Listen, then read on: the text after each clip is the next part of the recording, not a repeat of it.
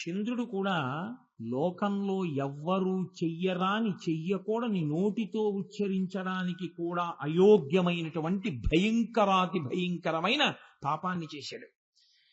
తారాచంద్రోపాఖ్యానం మీకు అందరికీ తెలుసు. కాబట్టి ఆయన గురుపత్ని సమాగమం చేసినవాడు. పశుత, కళంకిత, మత్స ఉన్నవాడు.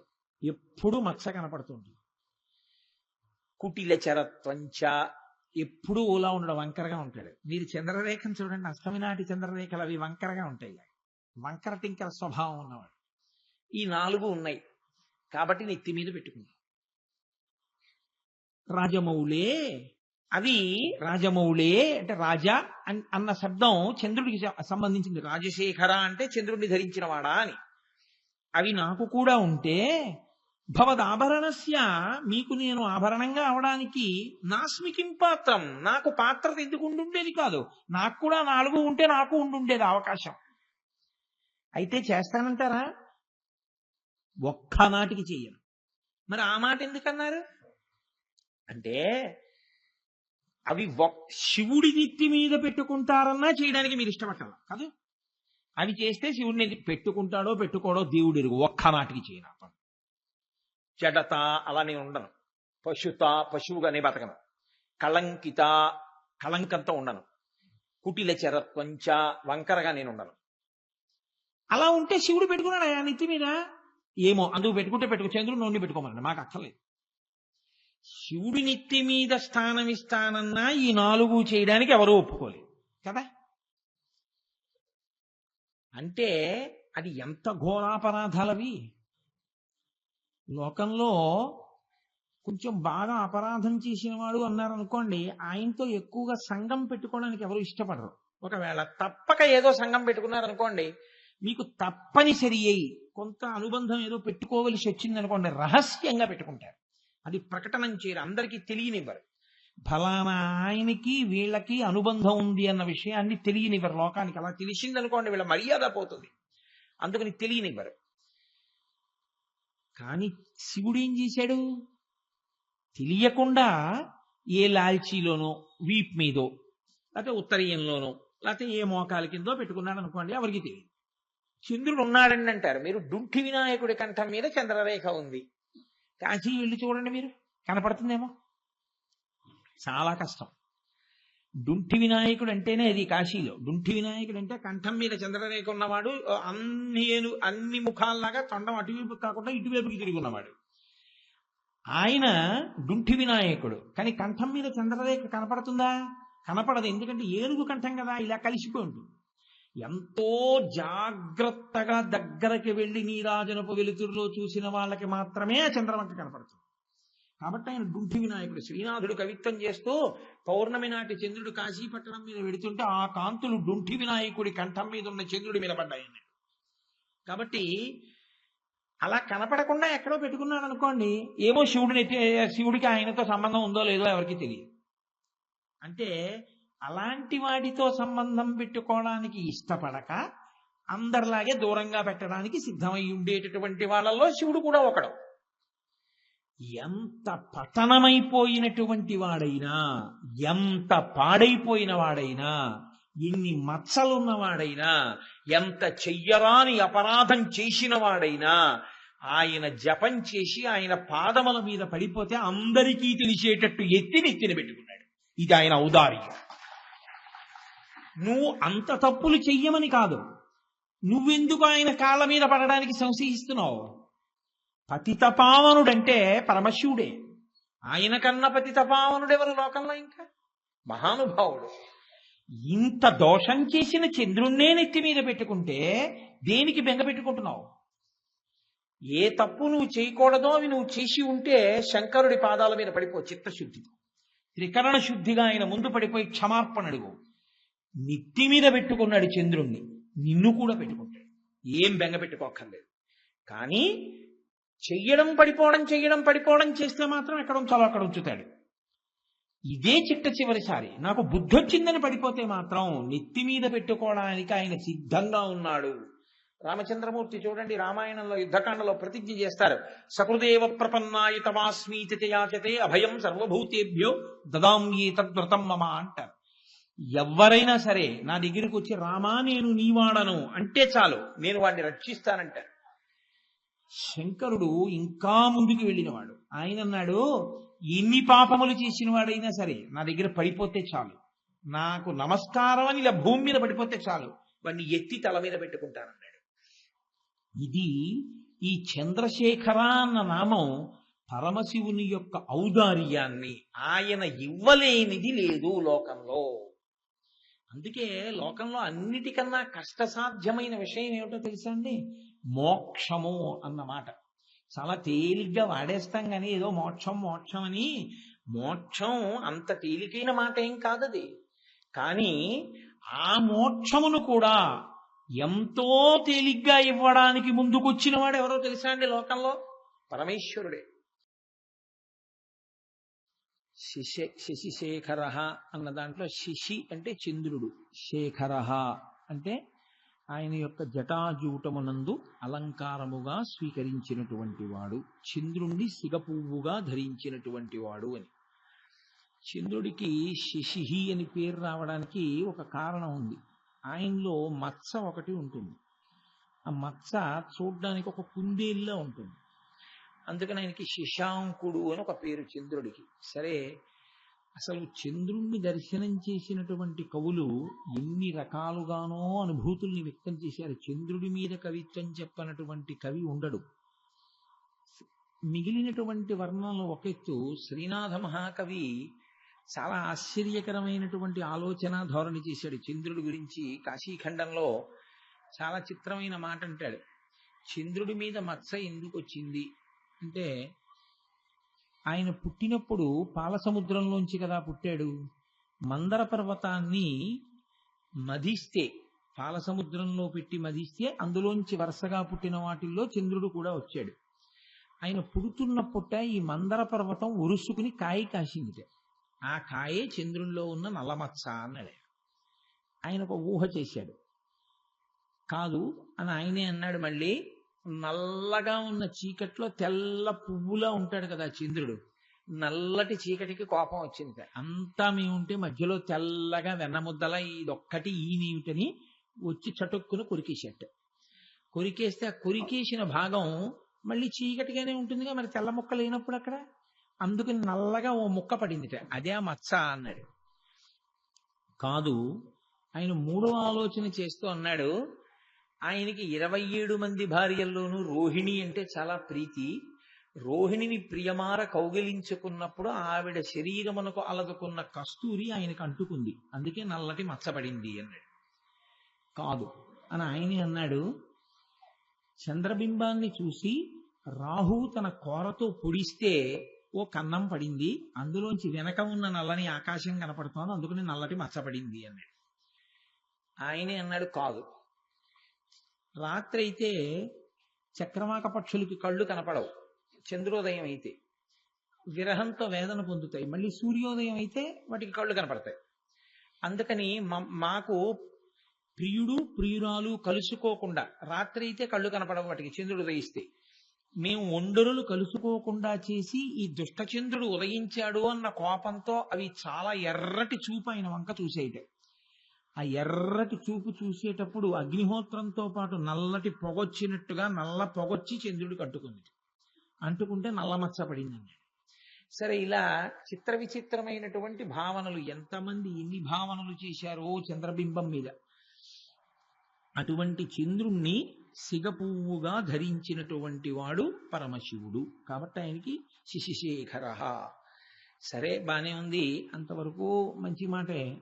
కానీ అసలు చంద్రుణ్ణి ఆయన తల మీద ధరించవలసిన అవసరం ఆయనకి ఎందుకు వచ్చింది? అప్పుడు మీరు ద్వాదశ జ్యోతిర్లింగములు అని ఉన్నాయి మనకి. అందులో మొట్టమొదట చెప్పే జ్యోతిర్లింగం ఏది అంటే సౌరాష్ట్రే సోమనాథస్య, సౌరాష్ట్రంలో ఉన్నటువంటి సోమనాథలింగం. చంద్రుడు దక్ష ప్రజాపతి యొక్క 27 మంది కుమార్తెల్ని వివాహం చేసుకున్నాడు. వివాహం చేసుకున్నప్పుడు అలా ఒకరికన్నా ఎక్కువ మందిని స్వీకరిస్తే అది క్షత్రియుల సంప్రదాయం, దక్షిణ నాయకత్వం అంటారు. అందరినీ సమానంగా చూడవలసిన బాధ్యత ఒకటి భర్త మీద ఉంటుంది. కానీ ఆయన తన కర్తవ్యాన్ని విడిచిపెట్టి కేవలం రోహిణి యందు మాత్రమే అనురక్తుడయ్యాడు. మరి మిగిలిన వాళ్ళు ఎవరికి చెప్పుకుంటారు? తండ్రి గారికి చెప్పుకున్నారు, నాన్నగారు మా అక్క చెల్లెళ్లలో ఒక రోహిణితోటే మా వారు ఉంటున్నారు, మిగిలిన వాళ్ళని ప్రేమతో ఆదరించట్లేదని. దక్ష ప్రజాపతి వచ్చి మందలించాడు అల్లుణ్ణి, తప్పయ్యా అలా ఉండకూడదు, 27 మందితోనూ సమానంగా ఉండు. తప్పకుండా మామయ్య గారు అన్నాడు. ఆయన వెళ్ళిపోయాడు. మళ్ళీ ఈయన రోహిణితోటే ఉంటున్నాడు. మళ్ళీ వెళ్ళి చెప్పారు దక్ష ప్రజాపతి. ఆయనకి ఆగ్రహం కలిగింది. నా మాట కాదంటావా అని. యుక్తాయుక్త విచక్షణ కోల్పోతే ఏమవుతుందండి, అల్లుడిని శపిస్తే ఏమవుతుందని కూడా చూడకుండా ఆయన అల్లుడికి శాపవాక్కిచ్చాడు. నీవు క్షయవ్యాధిని పొందుతావు, పొంది ఆ క్షయవ్యాధి వలన నశించిపోతావు. ఇప్పుడు ఆయన బ్రహ్మగారి దగ్గరికి వెళ్ళి ఏడిచాడు. మా మామగారు ప్రజాపతి మహానుభావుడు, నా మీద ఇలా శాపవాక్కు విడిచిపెట్టాడు, ఏం చేయమంటావని అడిగాడు. అడిగితే ఆయన అన్నాడు, లోకంలో మృత్యువు రాకుండా చూడగలిగినటువంటి శక్తి ఉన్నవాడు పరమేశ్వరుడు ఒక్కడే. అందుకే ఇప్పటికీ మీరు చూశారో లేదో, ఉజ్జయిన్ క్షేత్రంలో మహాకాళలింగము అని ఉంటుంది. దానికి ప్రతిరోజు శవభస్మాభిషేకము అని చేస్తారు. తెల్లవారుజామున అప్పుడే కాల్చినటువంటి శవం తాలూకా భస్మని కాపాలికులు తీసుకొస్తారు. తీసుకొస్తే మేమందరం కలిసి వెళ్ళాం, అప్పుడు చూసాం చాలా మంది. దాన్ని ఒక పల్చటి బట్టలో కట్టి పరమశివలింగం మీద ఆ మూట కొడుతూ అభిషేకం చేస్తారు శవభస్మతో. ఆ అభిషేకాన్ని ఎవరు చూస్తారో వాళ్ళకి అపమృత్యు దోషం పోతుంది. అంటే అకాలంగా పడిపోయేటట్టు చేయగలిగినటువంటి మృత్యుదోషం ఏదైనా వస్తే అది పోతుంది ఉజ్జయిన్లో కానీ ఆ శవభస్మాభిషేకం చూస్తే. కాబట్టి ఆయన కాలకాలుడు, ఆయన మృత్యువుకి మృత్యువు. కాబట్టి ఆయనని నమ్ముకున్న వాళ్ళకి, ఆయన అనుగ్రహం పొందిన వాడికి అపమృత్యువు గ్రసించడు. అందుకని నువ్వు వెళ్ళి పరమశివుడు యొక్క అనుగ్రహాన్ని పొందు అన్నాడు. ఇప్పుడు ఆయన ప్రభాస తీర్థానికి వచ్చి సౌరాష్ట్రంలో అక్కడ ఒక కుండాన్ని ఏర్పాటు చేసి అందులో శివలింగాన్ని ఆవాహన చేసి ఆయన కొన్ని కోట్ల పర్యాయములు పరమశివ మంత్రాన్ని జపం చేశాడు. సంప్రీతుడైనటువంటి పరమశివుడు అక్కడ ప్రత్యక్షమయ్యాడు. ఆయన తన గోడు చెప్పుకున్నాడు. శంకరుడు చాలా గొప్ప ఆలోచన చేస్తుంటాడు. ఆయన అన్నాడు, ఇప్పుడు నేను నిన్ను పూర్ణంగా రక్షించేస్తే మీ మామగారి మాట వ్యర్థమైపోతుంది. అంత తపశ్శాలి మాట వ్యర్థమైపోతే తపస్సు అన్న మాటకు అర్థం ఉండదు ఇంకా. కాబట్టి మీ మామగారి మాట పాడవకూడదు. నా కాళ్ళు పట్టుకున్నందుకు నువ్వు నన్ను పట్టుకున్న దాని శక్తి పోకూడదు. మధ్య మార్గం ఒకటి చెప్తాను. నీవు క్షయవ్యాధిని పొందుతావు కాబట్టి కృష్ణపక్షంలో క్షీణించిపోతావు. కానీ నా అనుగ్రహాన్ని పొందిన కారణం చేత మళ్ళీ శుక్లపక్షంలో వృద్ధి పొందుతావు. పౌర్ణమి నాటికి పూర్ణచంద్రుడు అవుతుంటావు. కానీ మళ్ళీ వెంటనే బహుళపక్షంలో క్షీణించిపోతావు. క్షయ అంటే క్షీణింపజేస్తుంది. కాబట్టి క్షీణించిపోతుంటావు. కానీ మృత్యువు చేత గ్రసింపబడవు. నా సిగదండగా నిన్ను స్వీకరిస్తున్నాను అని ఆయన తల మీద పెట్టుకున్నాడు. అలా జ్ఞాపకం పెట్టుకోండి.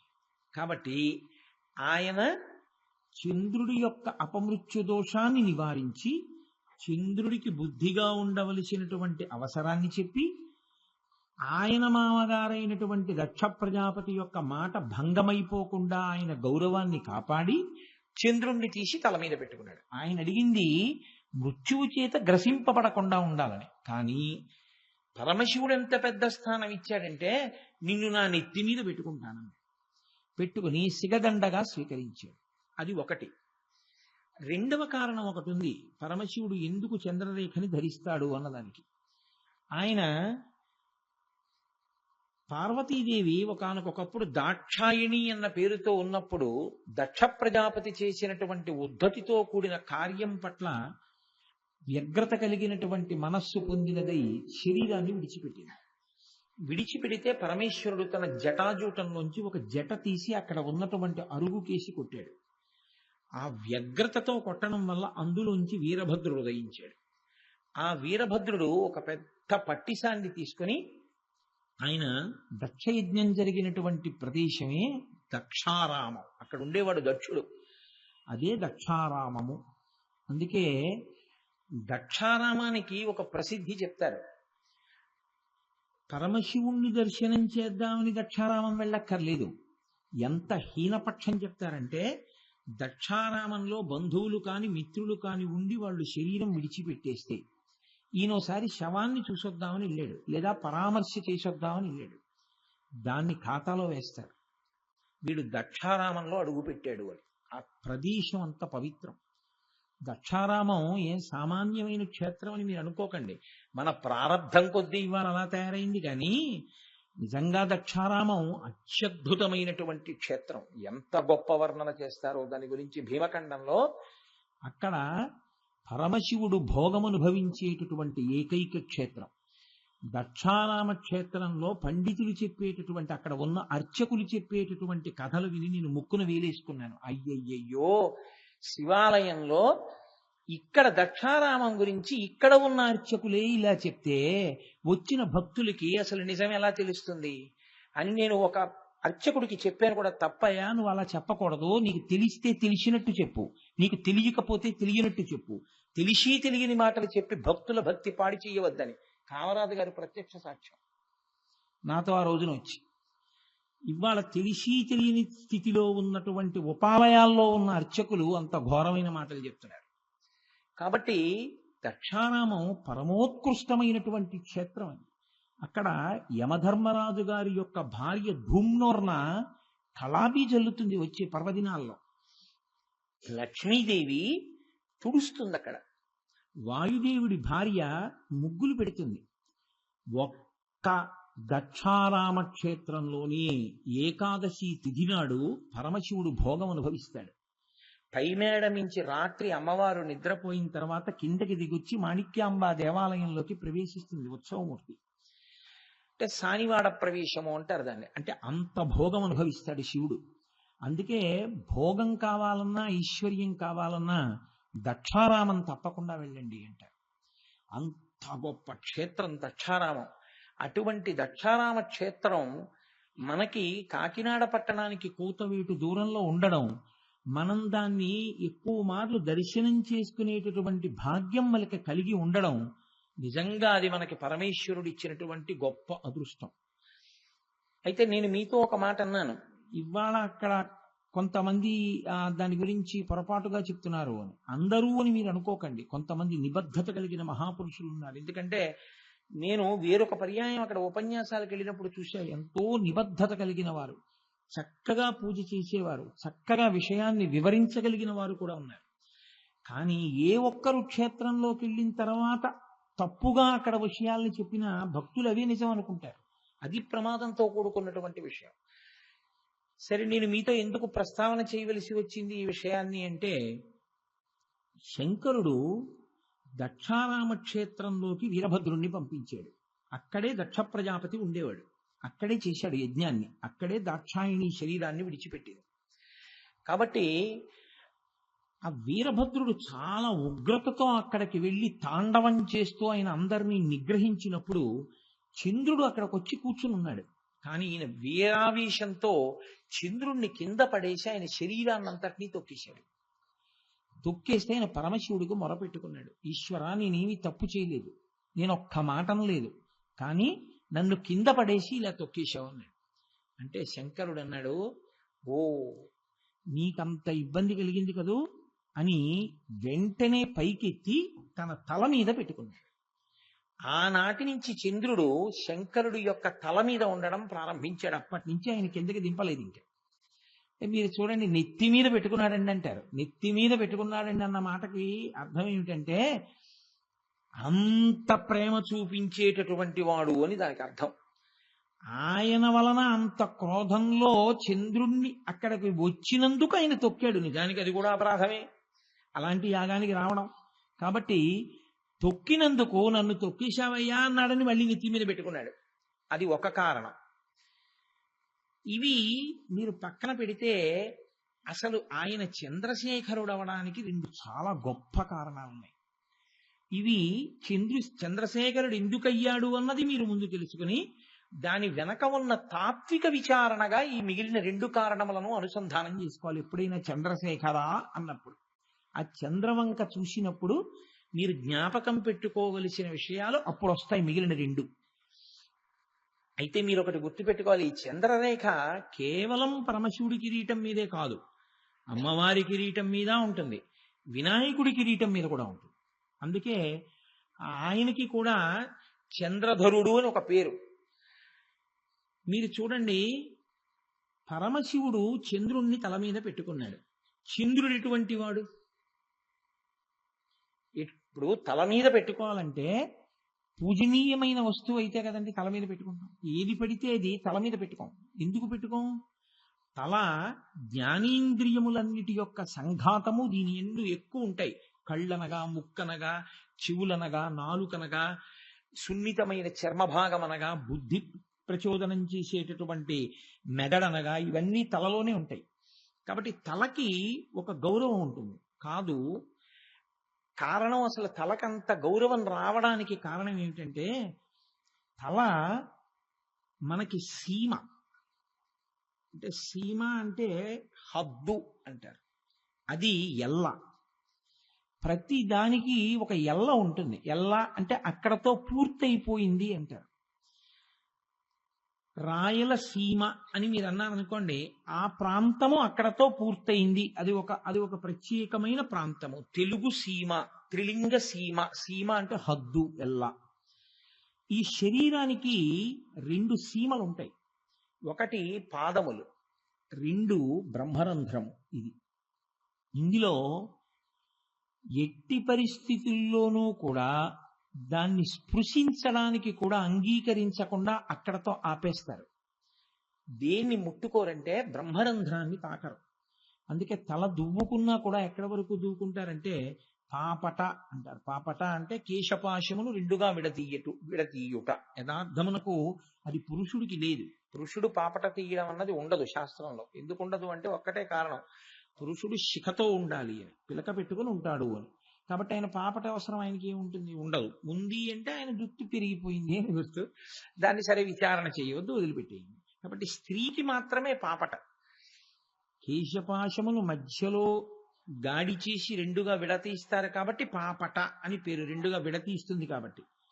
గోదావరి నది మధ్యలోకి వచ్చి నిలబడి గోదావరిని 2గా ప్రవాహాన్ని చీలిస్తుంది కాబట్టి ఆ కొండకి పాపట కొండ అని పేరు. కాశీఖండంలో పాపట కొండలు అంటారు వాటిని. పాపట కొండలు పాపిడి కొండలయ్యి, ప్రారబ్ధవశాత్తు పాపి కొండలయ్యి. అవి పాపి కొండలు కావు, పాపట కొండలు.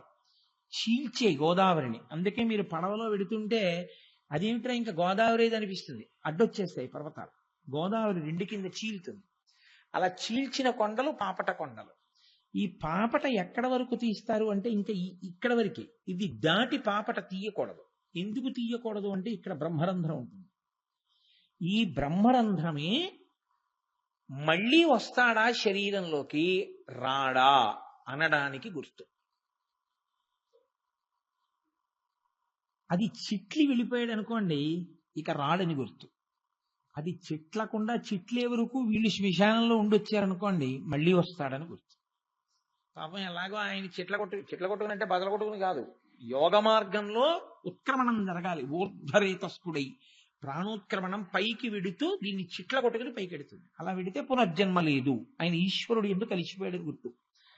బ్రహ్మరంధ్రం పగలలేదు, అధోముఖంగా విడిపోయాడని గుర్తు. కాబట్టి ఏదో ఒక ఉపాధిలోకి వస్తాడు. అది కుక్కో, పందో, పిల్లో, నల్లో, మనిషో ఏమో మనకి తెలియదు. వస్తాడు జీవుడు. అంటే పాపపుణ్యములున్నాయి, అనుభవిస్తాడని గుర్తు. కాబట్టి ఇది పవిత్రమైన హద్దు, ఇది పవిత్రమైనటువంటి సీమ. మనుష్య శరీరంలో ఇది అత్యంత పవిత్రమైనటువంటి హద్దుగా చెప్తారు. అందుకే నెత్తి మీద చేపెట్టకండి, నెత్తి మీద చేపెట్టకండి అంటూ ఉంటారు. బ్రహ్మరంధ్రమును కాపాడుకుంటూ ఉంటారు. అయితే నమస్కారం దేనికి? శిరస్సు కాదు. ఇప్పుడు ఉపన్యాసం చెప్తే భావ ప్రచోదనం అంతా దేంట్లోంచి? తలలోంచి. మాట్లాడుతున్నది ఇది నోరు. నేను ఉపన్యాసం చెప్పి ఇలా వెళ్ళిపోతుంటే నా తలకి ఇలా ఎవరైనా అంటారా? ఎవరనరు. నా కాళ్ళకి నమస్కారం చేస్తారు. అది ఎందుకు అలాగా? నా తలకి కదా చెయ్యాలి. ఉపన్యాసం అంతా వినేటప్పుడు నా ముఖం చూడటమా? నమస్కారం చేసేటప్పుడు నా కాళ్ళకి నమస్కారం చేయడమా? ఏమిటి నా తల చేసుకున్న ప్రారంభం కాదు. దానికి రహస్యం ఏమిటో తెలుసండి. ఇక్కడ మీరు అవలంబించేటటువంటి భక్తితో కూడిన ఆలోచన పరంపరల యొక్క శక్తి పాదముల యందున్న నాడులలో చేరుతుంది. అందుకని పాదములకు నమస్కారం. అయితే మీకు నేను ఒక రహస్యం చెప్తాను, ఎలా మైక్లో. ఏమా రహస్యం అంటే, ఎప్పుడూ నమస్కారం పాదాలు ముట్టుకుని చేయకూడదు. పాదాలు ముట్టుకుని చేస్తే ఎక్కువగా మీ తేజస్సే క్షీణించిపోయే అవకాశం ఉంటుంది. కాబట్టి పాదములు ముట్టుకుని ఎప్పుడూ నమస్కారం చేయకూడదు. అసలు చాలా శ్రేష్టమైన మార్గం మీకు చెప్తున్నాను. ఇంకా అంతకన్నా లోతుగా చెప్పాలి అంటే ఒక్క గురు శిష్య సంప్రదాయంలో ఎప్పుడైనా చెప్పవలసి ఉంటుంది అంతే. కాబట్టి పాదములను స్పృశించి నమస్కారం చేయకూడదు. పాదములకు దూరంగా ఉండి నమస్కారం చేయాలి. అలా నిలబడితే దాని ముందున్నటువంటి నేలకి నమస్కారం చెయ్యాలి తప్ప పాదములు ముట్టుకుని నమస్కారం చేయడం ఎప్పుడూ మంచిది కాదు. పాదములు ముట్టుకోవడానికి మీ తల ఆ పాదముల దగ్గర వంగితే ఆయన ఏం చేస్తారు? ఇలా చూస్తారు, అరేదేదే ఎంత వంగి నమస్కారం చేశాడరా అని ఉత్తినే పుచ్చుకోకూడదుగా. మీరు నమస్కారం చేస్తే ఏమవుతుందో తెలుసా అండి? మీ రక్షణ బాధ్యతని ఎవరికి నమస్కారం చేశారో వారి యందు న్యాసము చేసినట్లు లెక్క. ఇప్పుడు ఆయన ఏం చెయ్యాలంటే అహంకారంతో అది పుచ్చుకొని వెళ్ళకూడదు. ఆయన ఈశ్వరుణ్ణి ప్రార్థన చెయ్యాలి. ఆయుష్మాన్ భవ శివో రక్షతు, అమ్మ మిమ్మల్ని శివుడు రక్షించుగాక అని మంగళకర వాక్కు పలికి వెళ్ళాలి. అదేం చేస్తుంది? రాబోయే ప్రమాదం నుంచి గట్టెక్కిస్తుంది. అందుకని పెద్దల ఆశీర్వచనం తీసుకోండి, పెద్దల ఆశీర్వచనం తీసుకోండి అంటారు. వెళ్ళి ధ్వజస్తంభంలో నిలబడితే చేస్తారు ఆశీర్వచనం? నమస్కారం చేస్తే చేస్తారు. నమస్కారం ఎందుకు చేస్తారంటే వినయంతో వంగి మీ రక్షణ బాధ్యతని అవతల వారి యందు న్యాసం చేసి వారి ఉపాసన శక్తితో కూడిన వాక్కు వలన మీరు రక్షణ పొందుతారు. అది ప్రయోజనమును పొందడమే తప్ప మనం ఏదో చేతకానితనంతో ఆయన కాళ్ళ మీద పడిపోయామని మీరు అనుకోకూడదు ఎప్పుడు. అది అందుకే నమస్కార వైశిష్ట్యము అంత గొప్పది. అన్ని వేళలా నమస్కారం ఒకలా ఉండదు. నమస్కారం ఒకటి, అభివాదము ఒకటి, ప్రణిపాతము ఒకటి, వందనము ఒకటి. ఇవన్నీ మళ్ళీ మారిపోతాయి, అన్ని ఒకటి కాదు. ఇప్పుడు మళ్ళీ నేను అవన్నీ ఏమి చెప్తూ కూర్చుంటే ఇంకా శివాష్టోత్తరం ఏం చెప్పను. కాబట్టి తల చాలా ఉత్కృష్టమైనటువంటి స్థానం. ఇంత ఉత్కృష్టమైన స్థానం మీద కూర్చోబెట్టుకున్నాడు అంటే పాదముల ముందు అంత గట్టిగా పడిపోయాడు.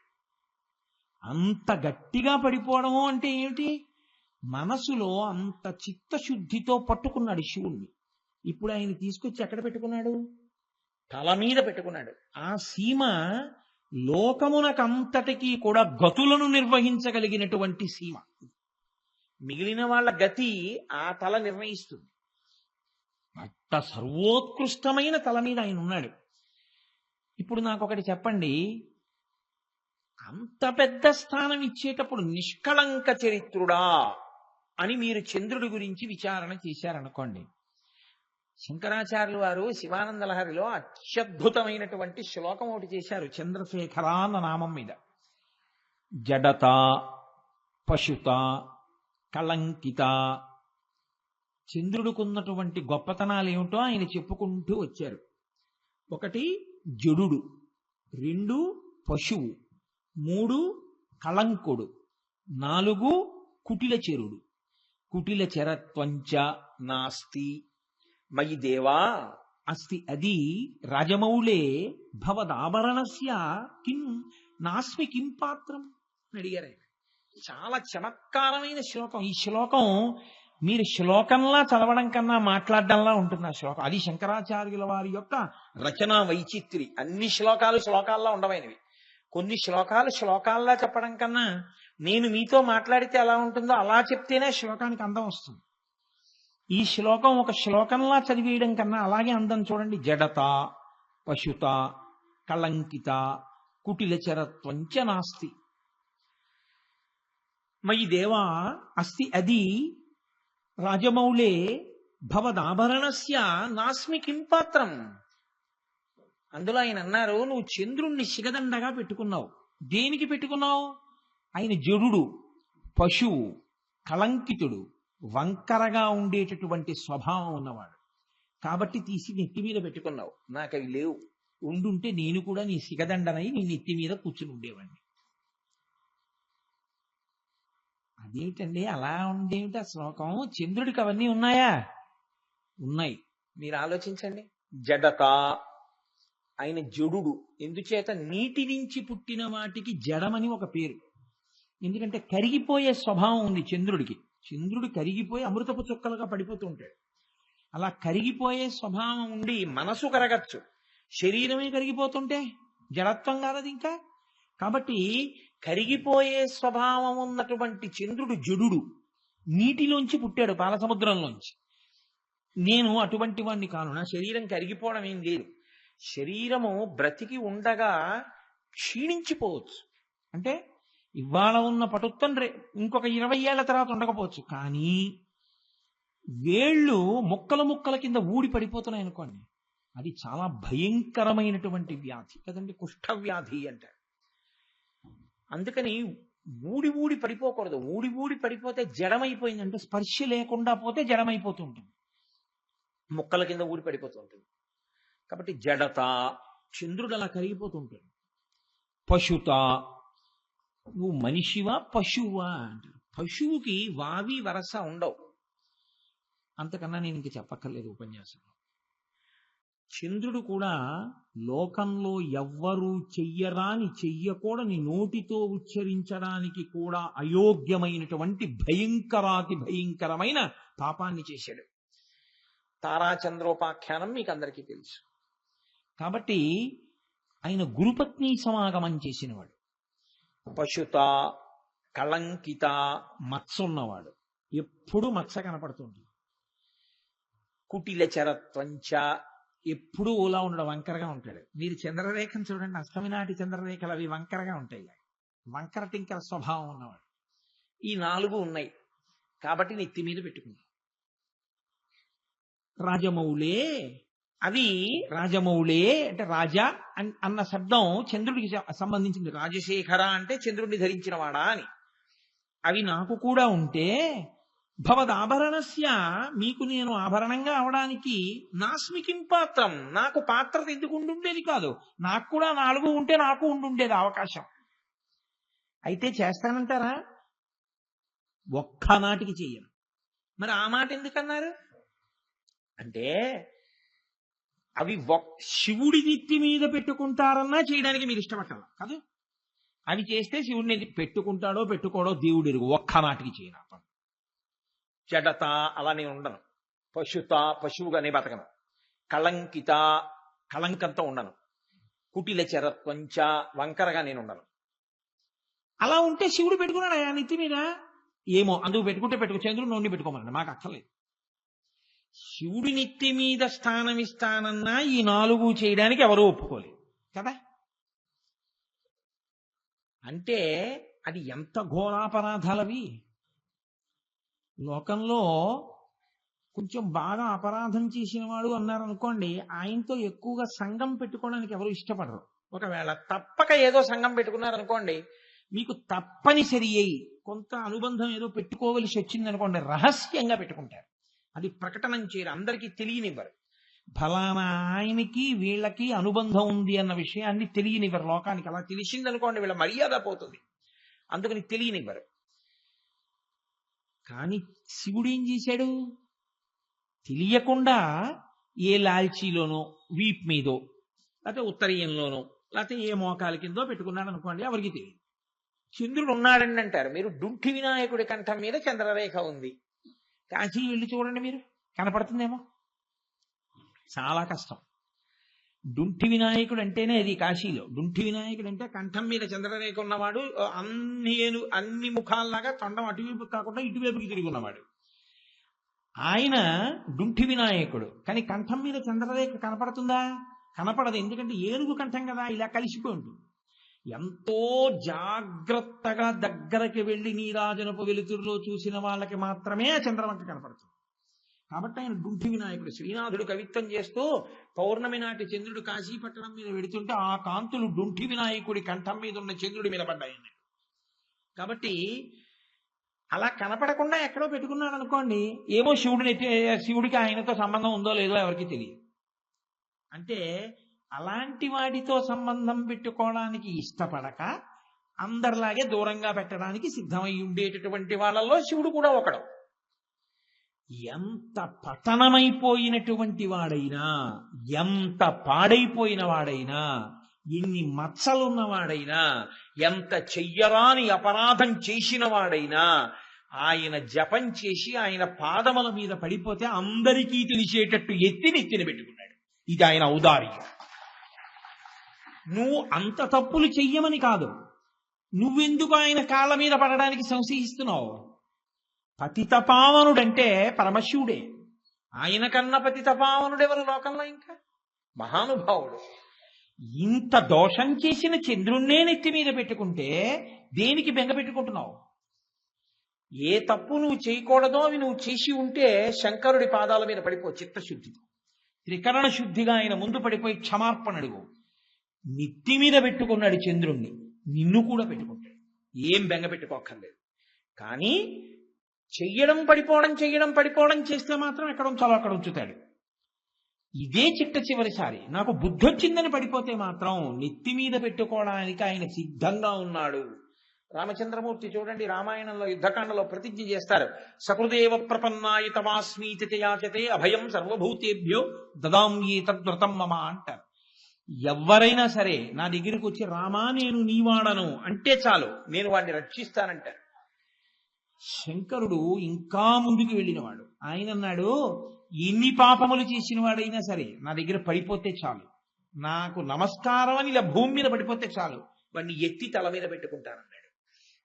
ఇది ఈ చంద్రశేఖర అన్న నామం పరమశివుని యొక్క ఔదార్యాన్ని, ఆయన ఇవ్వలేనిది లేదు లోకంలో.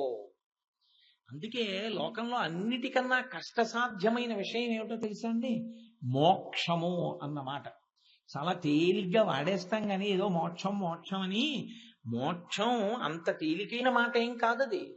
కానీ ఆ మోక్షమును కూడా ఎంతో తేలిగ్గా ఇవ్వడానికి ముందుకొచ్చిన వాడు ఎవరో తెలుసా అండి లోకంలో? పరమేశ్వరుడే.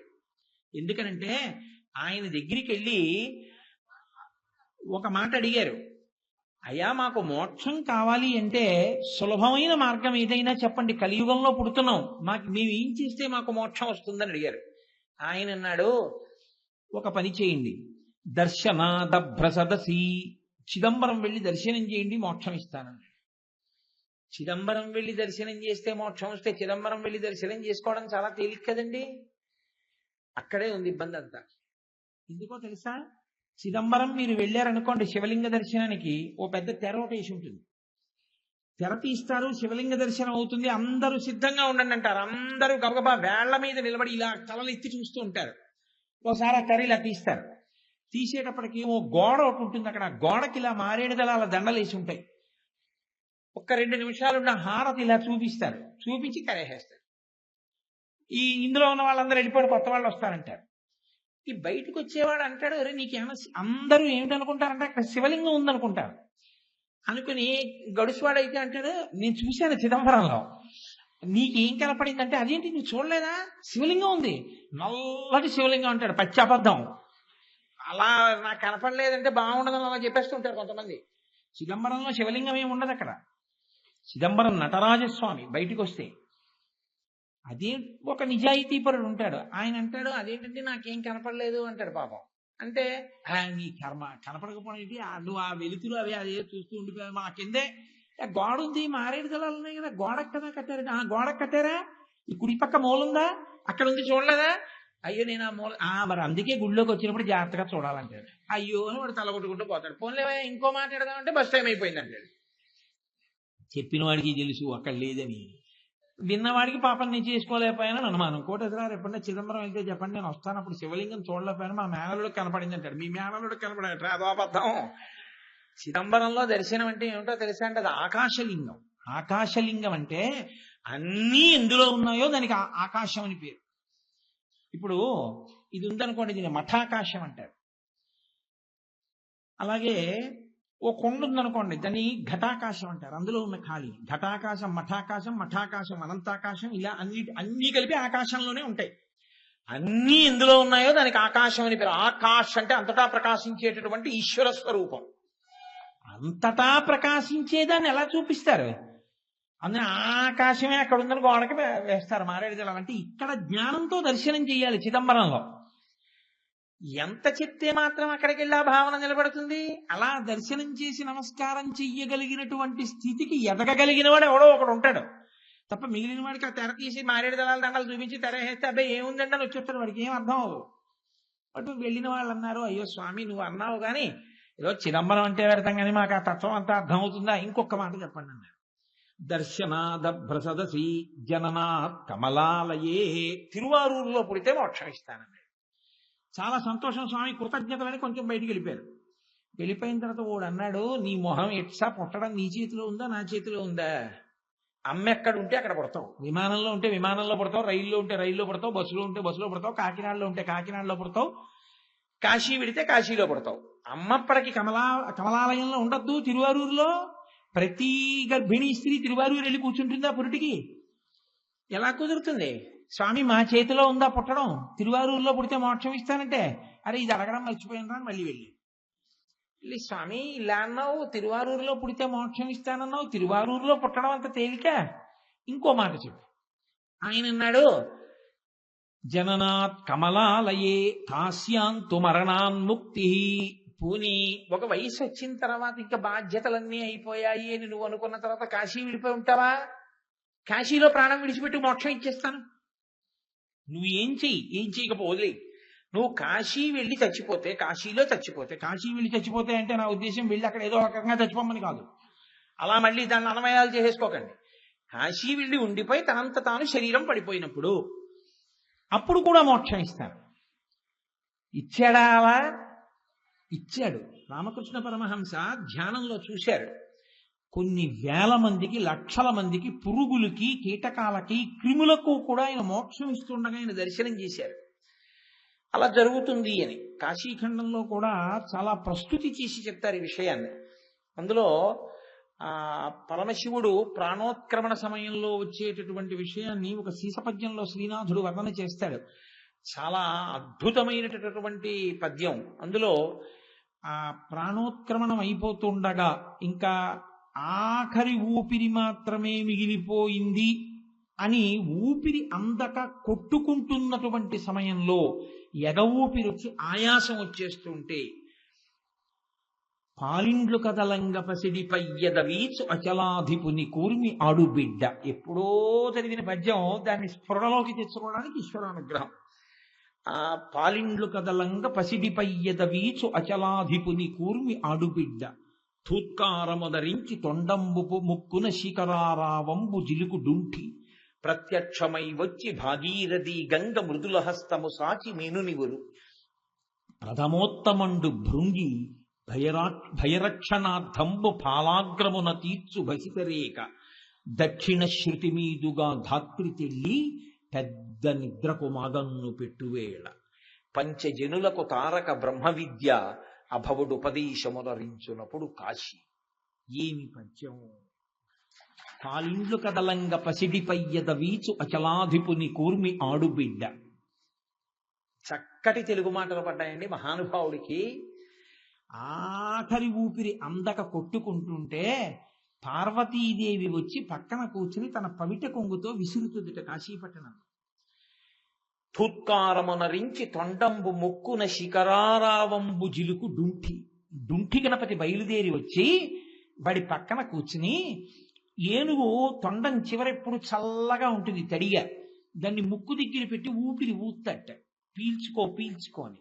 ధూత్కారమునరించి తొండంబు ముక్కున శిఖరారావంబు జిలుకు డుంఠి, ప్రత్యక్షమై వచ్చి భాగీరథి గంగ మృదుల హస్తము సాచి మేనునివురు. గంగమ్మ, గంగానది మించి అధిష్టాన దేవత లేచి వచ్చి పక్కన కూర్చుని, అసలే గంగమ్మ కదా చల్లటి తల్లి, ఆవిడ లేచి వచ్చి తన చల్లటి చేత్తో ఒళ్ళు నిమురుతూ, నాన్న భయపడుతున్నావా, చెమట పడుతోందా, ఊపిరి అందట్లేదా, బెంగ పెట్టుకోకు అని ఒళ్ళు నిమురుతుంది. ప్రథమోత్తముండు భృంగి భయరక్షణార్థంబు పాలాగ్రమున తీర్చు భసిత రేఖ. భృంగి ప్రథమ గణాల్లో ఆయన ఒక గొప్ప స్థితిని పొందినవాడు. మిగిలిన ప్రమదగణాలు వేరు, భృంగి వేరు. నాకు ఎప్పుడైనా భృంగిని చూడాలి అని ఉండేది, బలమైన కోరిక. ఎక్కడైనా భృంగి కనపడతాడా అని. ఎక్కడ ఏ శివాలయంలో నేను భృంగిని చూడాల. ఆఖరికి నా అదృష్టవశాత్తు భృంగిని కాంచీపురంలో చూశాను.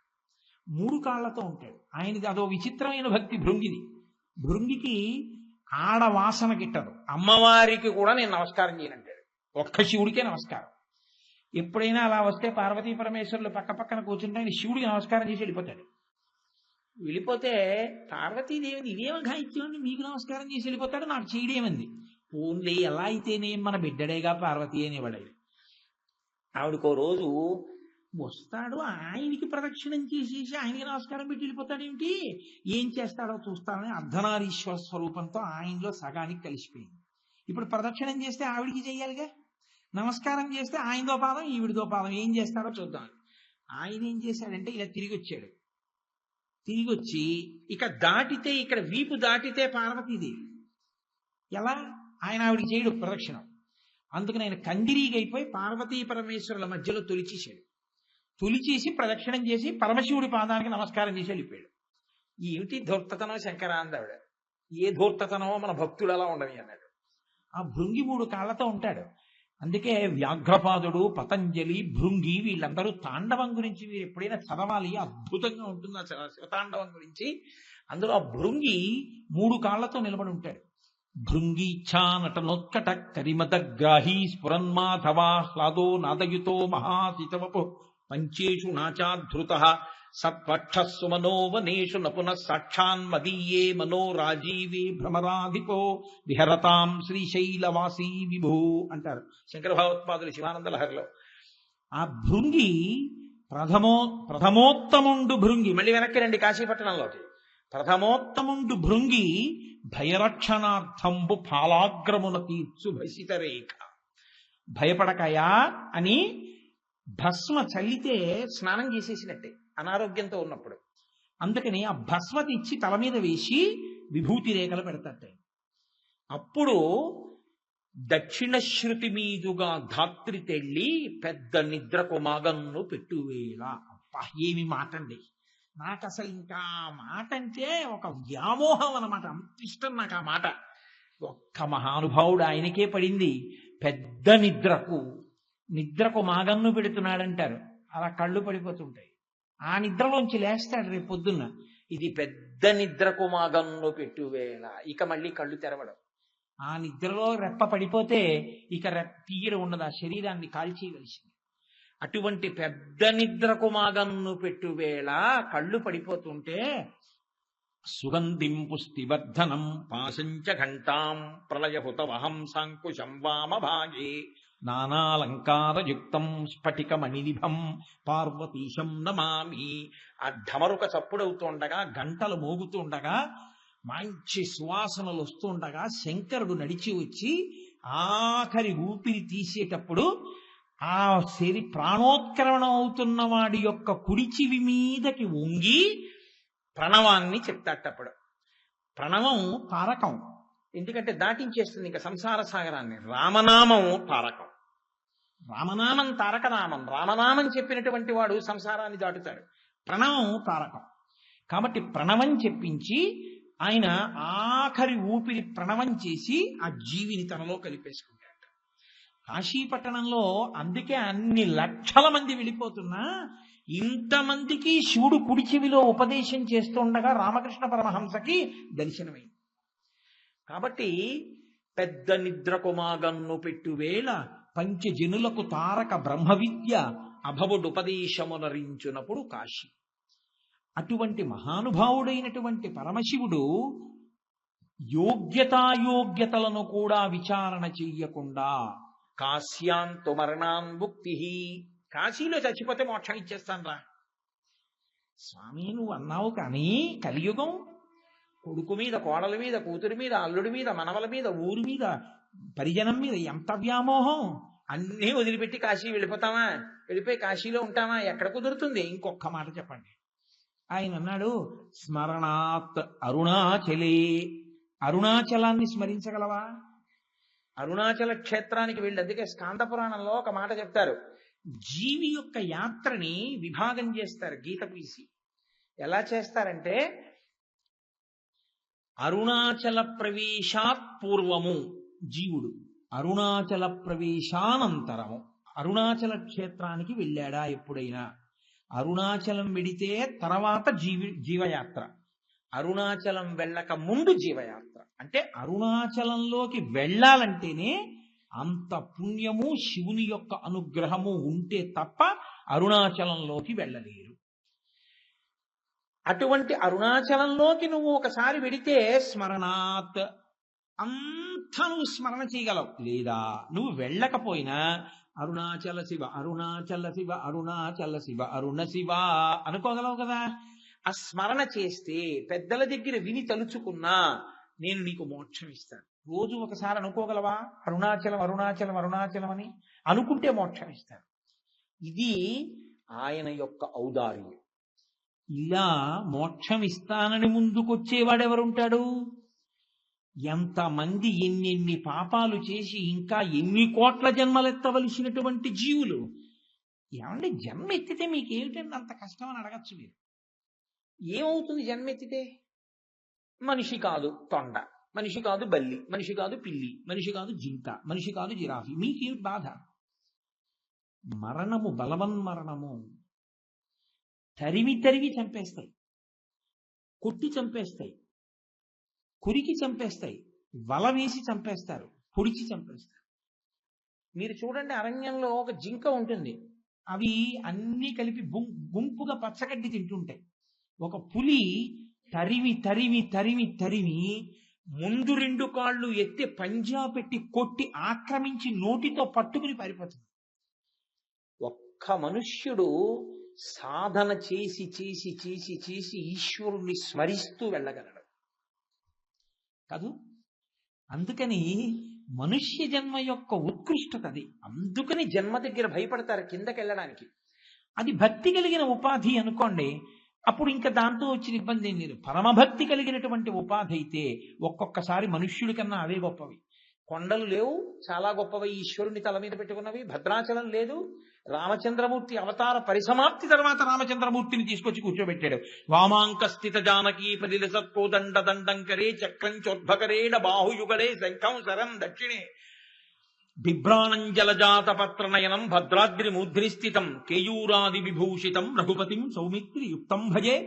వెంకటాచల పర్వతం లేదు, వెంకటేశ్వరుణ్ణి తీసుకొచ్చి కూర్చోబెట్టుకుని గోవిందనామముల్ గొంతెత్తి పాడుతూ కొండెక్కు భక్తుల గుంపులొకట తలతీసి ఇత్తుమా ఇలవేలు పంచును తల వెంట్రుకలనిచ్చు ధన్యులొకట స్వామిని దర్శించి సంతోషమాగక పరవశులకు పుణ్య పురుషులొకట భక్తి ప్రసాదంబు కన్నుల కద్దుకని స్వీకరించి పరవశులకు పుణ్య పురుషులొకట ఎచట ఎయ్యది విన్నను స్వామి మాటే సకల హృదయాల ఉండెడి స్వామి ఒకడే స్వామి నటించుచుండు ఈ శైలమందు. ఎక్కడ చూసినా గోవింద గోవింద. ఆ వెంకటాచల పర్వతం అంత గొప్పదవలా? ఒక సాలెపురుగు, ఒక పాము, ఒక ఏనుగు అంత గొప్పవలా? అందుకంటారు శంకర భగవత్పాదులు శివానంద లహరిలో, నరత్వం దేవత్వం నగవన మృగత్వం మశకత పశుత్వం కీటత్వం భవతు విహగత్వాది జననం సదాత్మత్వాదాబ్జ స్మరణ పరమానందలహరి విహారాసక్తం చేద్రు దయమిహకింతే నవపుష. నాకు ఏ శరీరం అయితే ఉందయా? మనుష్య శరీరంలో పుట్టి నేను ఓ గుడికి వెళ్ళింది లేదు, మనుష్య శరీరం పుట్టి నేను శివాష్టోత్తరం చదివింది లేదు, మనుష్య శరీరం పుట్టి 10 రూపాయలు శివాలయ పునర్నిర్మాణానికి నేను ఇచ్చింది లేదు. ఎన్ని కోట్ల రూపాయలు తినేశానో, ఎన్ని కోట్ల రూపాయలు అనుభవించేశాను. భూమి మీద ఈశ్వరుడు ఇచ్చినవన్నీ తినేయడానికి బతికానేమో, కానీ నా వల్ల లోకానికి జరిగిన ఉపకారం ఏమిటి? మనుష్య శరీరంతో పుట్టి ఈ శరీరంతో ఉండకపోయినా ఒక సాలెపురుగు నయం గూడు కట్టి శంకరుణ్ణి సేవించుకుంది. కాబట్టి శంకర, నేను మనుష్య శరీరం ఇమ్మని అడగను. ఏ శరీరం అయినా పర్వాలేదు, నీ పాదముల యందు భక్తి కలిగిన శరీరం అయితే చాలా. నిజంగా శంకరులకు ఆ ప్రారంధం మన కొరకు. అది శంకర భగవత్పాదుల యొక్క సాహిత్యం అంటే అలా ఉంటుంది. మహానుభావుడు ఒక శ్లోకం చేస్తే అలా ఉంటుంది. కాబట్టి ఇప్పుడు చంద్రశేఖర మీకేమర్థమైంది ఆ నామం? ఎంతటి దోషభూయిష్టమైన జీవితం ఉన్నవాడైనా, ఎన్ని పాపములు చేసిన వాడైనా ఆయన పాదముల మీద పడిపోతే ఇన్ని నీళ్ల చుక్కలు తీసుకొచ్చి శివలింగం మీద పోస్తే, ఒక్క కాయో పండో పాలో నివేదన చేస్తే ఆయన అలా అనుగ్రహించగలడు. కాబట్టి నేను మోక్షమును హద్దుగా చెప్పుకుంటూ ఎందుకు వస్తున్నానో తెలుసా అండి? ఇంకా దాన్ని మించినటువంటి గొప్పది ఇంకోటి లేదు మీకు ఇవ్వడానికి. లోకంలో ఇవ్వడము అంటూ వస్తే ఇంకా చాలా గొప్పది అని చెప్పవలసింది ఏదైనా ఉంటే మోక్షం ఒకటే. మోక్షమే అంత తేలికగా అంత సులభంగా ప్రసన్నుడై ఇచ్చేవాడు మీకు ఇతరములు ఇవ్వడని మీరు ఎందుకు అనుకుంటున్నారు? విశ్వాసం ప్రధానం. విశ్వాసము ఉండాలి, కానీ ఎందుకు జరగదు? పెద్దలు ఒక మాట చెప్తారు. శ్రీశైలం వెళ్ళి ఆ నువ్వులు వేసి నందిని తిప్పుతారు, చరణంది అంటారు. చరణందిని తిప్పుతారు. ఇప్పుడే పూర్వకాలంలో శివాలయాలన్నిటిలోనూ స్థిరనంది చరణంది అని రెండు ఉండేవి. స్థిరనంది కదలదు, చరణంది కదులుతుంది, అటు ఇటు తిప్పుతారు దాన్ని. ఎందుకు పెడతారంటే, ప్రతి ఊళ్ళో శివాలయంలో చరణంది ఎందుకు పెడతారంటే, పూర్వం ఇంత వైద్య సదుపాయం లేదు. బిడ్డ అడ్డం తిరిగితే గబుక్కుని ప్రసవం ఏ రాత్రి వేళో ఏ తుఫాన్లోనో ప్రసవం అవుతూ ఉంటే వైద్య సహాయం అందించడం కష్టమైతే శివుడి వంకే ఎప్పుడూ చూసేటటువంటి నంది పవిత్ర దృష్టి కలిగిన వాడు గబగబా శివాలయం తలుపులు తెరిపించి నువ్వులు వేసి గర్భిణీ స్త్రీ ఎక్కడ కష్టపడుతోందో ఆ ఇల్లు ఉన్న దిక్కు వైపుకి చరణందిని తిప్పేవారు. తిప్పితే ఆవిడికి సుఖప్రసవం అయి పిల్లలు పుడుతుండేవారు. విశ్వాసమునకు సంబంధించిన విషయం భక్తి అన్నది. ఇవన్నీ నిరూపిస్తారా అంటే కాదు, నీకు ఆ విశ్వాసం ఉందా, జరుగుతుంది. అందుకే శ్రీశైలంలో చాలా మంది వెళ్ళి చరణందికి నువ్వులు వేసి తిప్పుతున్నారు. తిప్పి అలా ఒకసారి చూస్తున్నారు. చూసి ఆ శిఖరం వంక చూసి దిగిపోతున్నారు. ఎందుకు చూస్తున్నారు మీ అందరు ఇక్కడి నుంచి అని అడిగారు అనుకోండి. శ్రీశైల శిఖరం దృష్ట్వా పునర్జన్మ న విద్యతే. ఇక్కడి నుంచి శ్రీశైల శిఖరాన్ని చూస్తే పునర్జన్మ లేదు. ఈ మాట అందరూ చెప్పుకుంటూ దిగొస్తున్నారు. పార్వతీదేవి అంది శంకరుడితో, ఏమిటండి ఇంతమంది చూస్తున్నారు కదా, వీళ్ళందరి పాపాలు పోయాయా అని అడిగింది. అంటే ఆయన అన్నాడు, విశ్వాసం ఉన్న వారికి పోయాయి పార్వతి అన్నాడు. ఇందులో విశ్వాసం ఉన్నవారు లేరని మీరు అనుకుంటున్నారా అన్నాడు. నేను అనడం ఎందుకు, నీకు చూపిస్తాను రా అని ఒక వృద్ధ బ్రాహ్మణ వేషంలో వచ్చాడు. ఆవిడ ఒక వృద్ధ బ్రాహ్మణిగా వచ్చింది.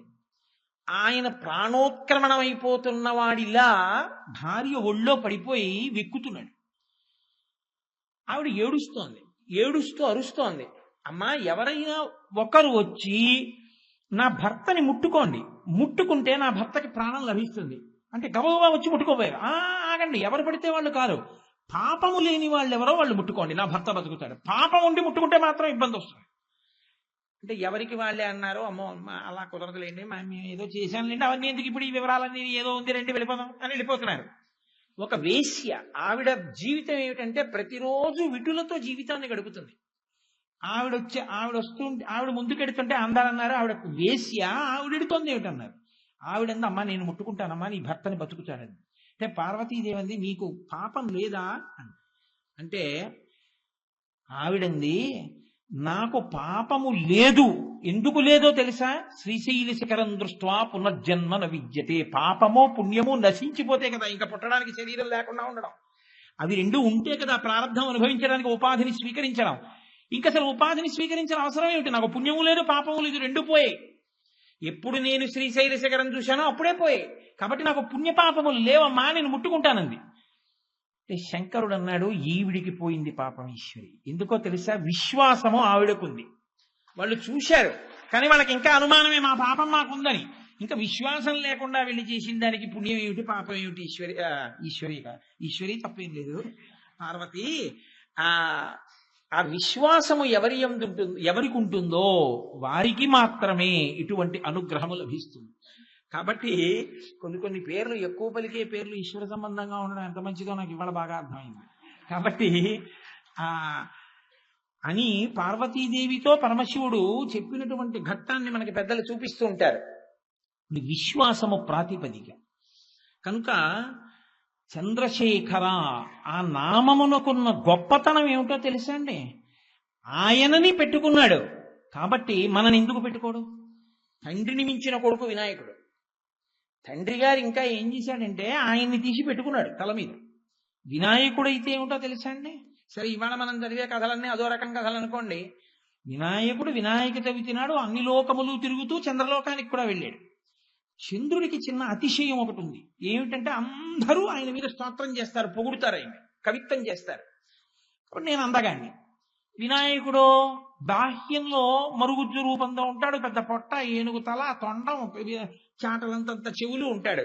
అందుకని నేను అందగాడిని, ఈ పిల్లాడు అందవికారంగా ఉంటాడు. ఆంతరము అందము వినాయకుడిది, బాహ్యము అందము చంద్రుడిది. బాహ్యంలో తను అందంగా ఉండడం, కవులు తన మీద శ్లోకాలు అల్లడం ఆయన అతిశయానికి కారణమైంది. కాబట్టి ఒక వంకర నవ్వు ఒకటి నవ్వాడు వినాయకుడిని చూసి. ఓహో, అందరూ నిన్ను స్తోత్రం చేస్తున్నారు, నీ వంక చూస్తున్నారు, నిన్ను చూసి అందరూ అబ్బాయి ఎంత అందగాడు అంటున్నారు, అందంగా ఉన్న వాళ్ళ ముఖాలన్నీ నీతో పోలుస్తున్నారు, అందుకు అది అతిశయం వచ్చింది, ఈ గర్వం పోవాలి. కాబట్టి ఆయన అన్నాడు, ఈయన ముఖం ఎవరు చూస్తారో వాళ్ళకి నీలాపనిందలు వస్తాయి. ఇంకక్కడి నుంచి జనం ఏం చేశారు, వినాయక చవితి నాడు కాదు ఏ రోజైనా చీకటి పడి ఏదైనా బయటకు వస్తే వీడోడు దిక్కుమాలినాడు ఆకాశంలోనూ, వీడు ఎక్కడ కనపడతాడో అని ఇలా అనుకునేవారు. ఇన్నాళ్ళు చూసి కవిత్వాలు వెళ్ళిన వాళ్ళు, ప్రత్యేకంగా అరుగుల మీద కూర్చుని చూసిన వాళ్ళు, భార్యను ఇందువదన అంటే పొంగిపోయిన ఆవిడ అప్పటి వరకు ఇందువదన అంటే మీరు నన్ను ఆయనతో పోల్చకండి నా ముఖాన్ని అండం మొదలెట్టింది. అది చాలా చిన్నతనంగా అనిపించింది చంద్రుడికి. ఎవరు చూడరు, అందరూ తిడతారు, చిచి ఇలా రావడానికి నాకే సిగ్గేస్తోందని ఆయన పాలసముద్రంలో వెళ్ళిపోయాడు. వెళ్ళిపోతే ఉపద్రవం ఎక్కడ వచ్చింది? చంద్రుడు లేకపోతే ఓషధులు ప్రకాశించవు, కాబట్టి ఓషధులు లేవు. అప్పుడు దేవతలందరూ కలిసి చంద్రుడిని తీసుకుని వినాయకుడి దగ్గరికి వెళ్ళారు.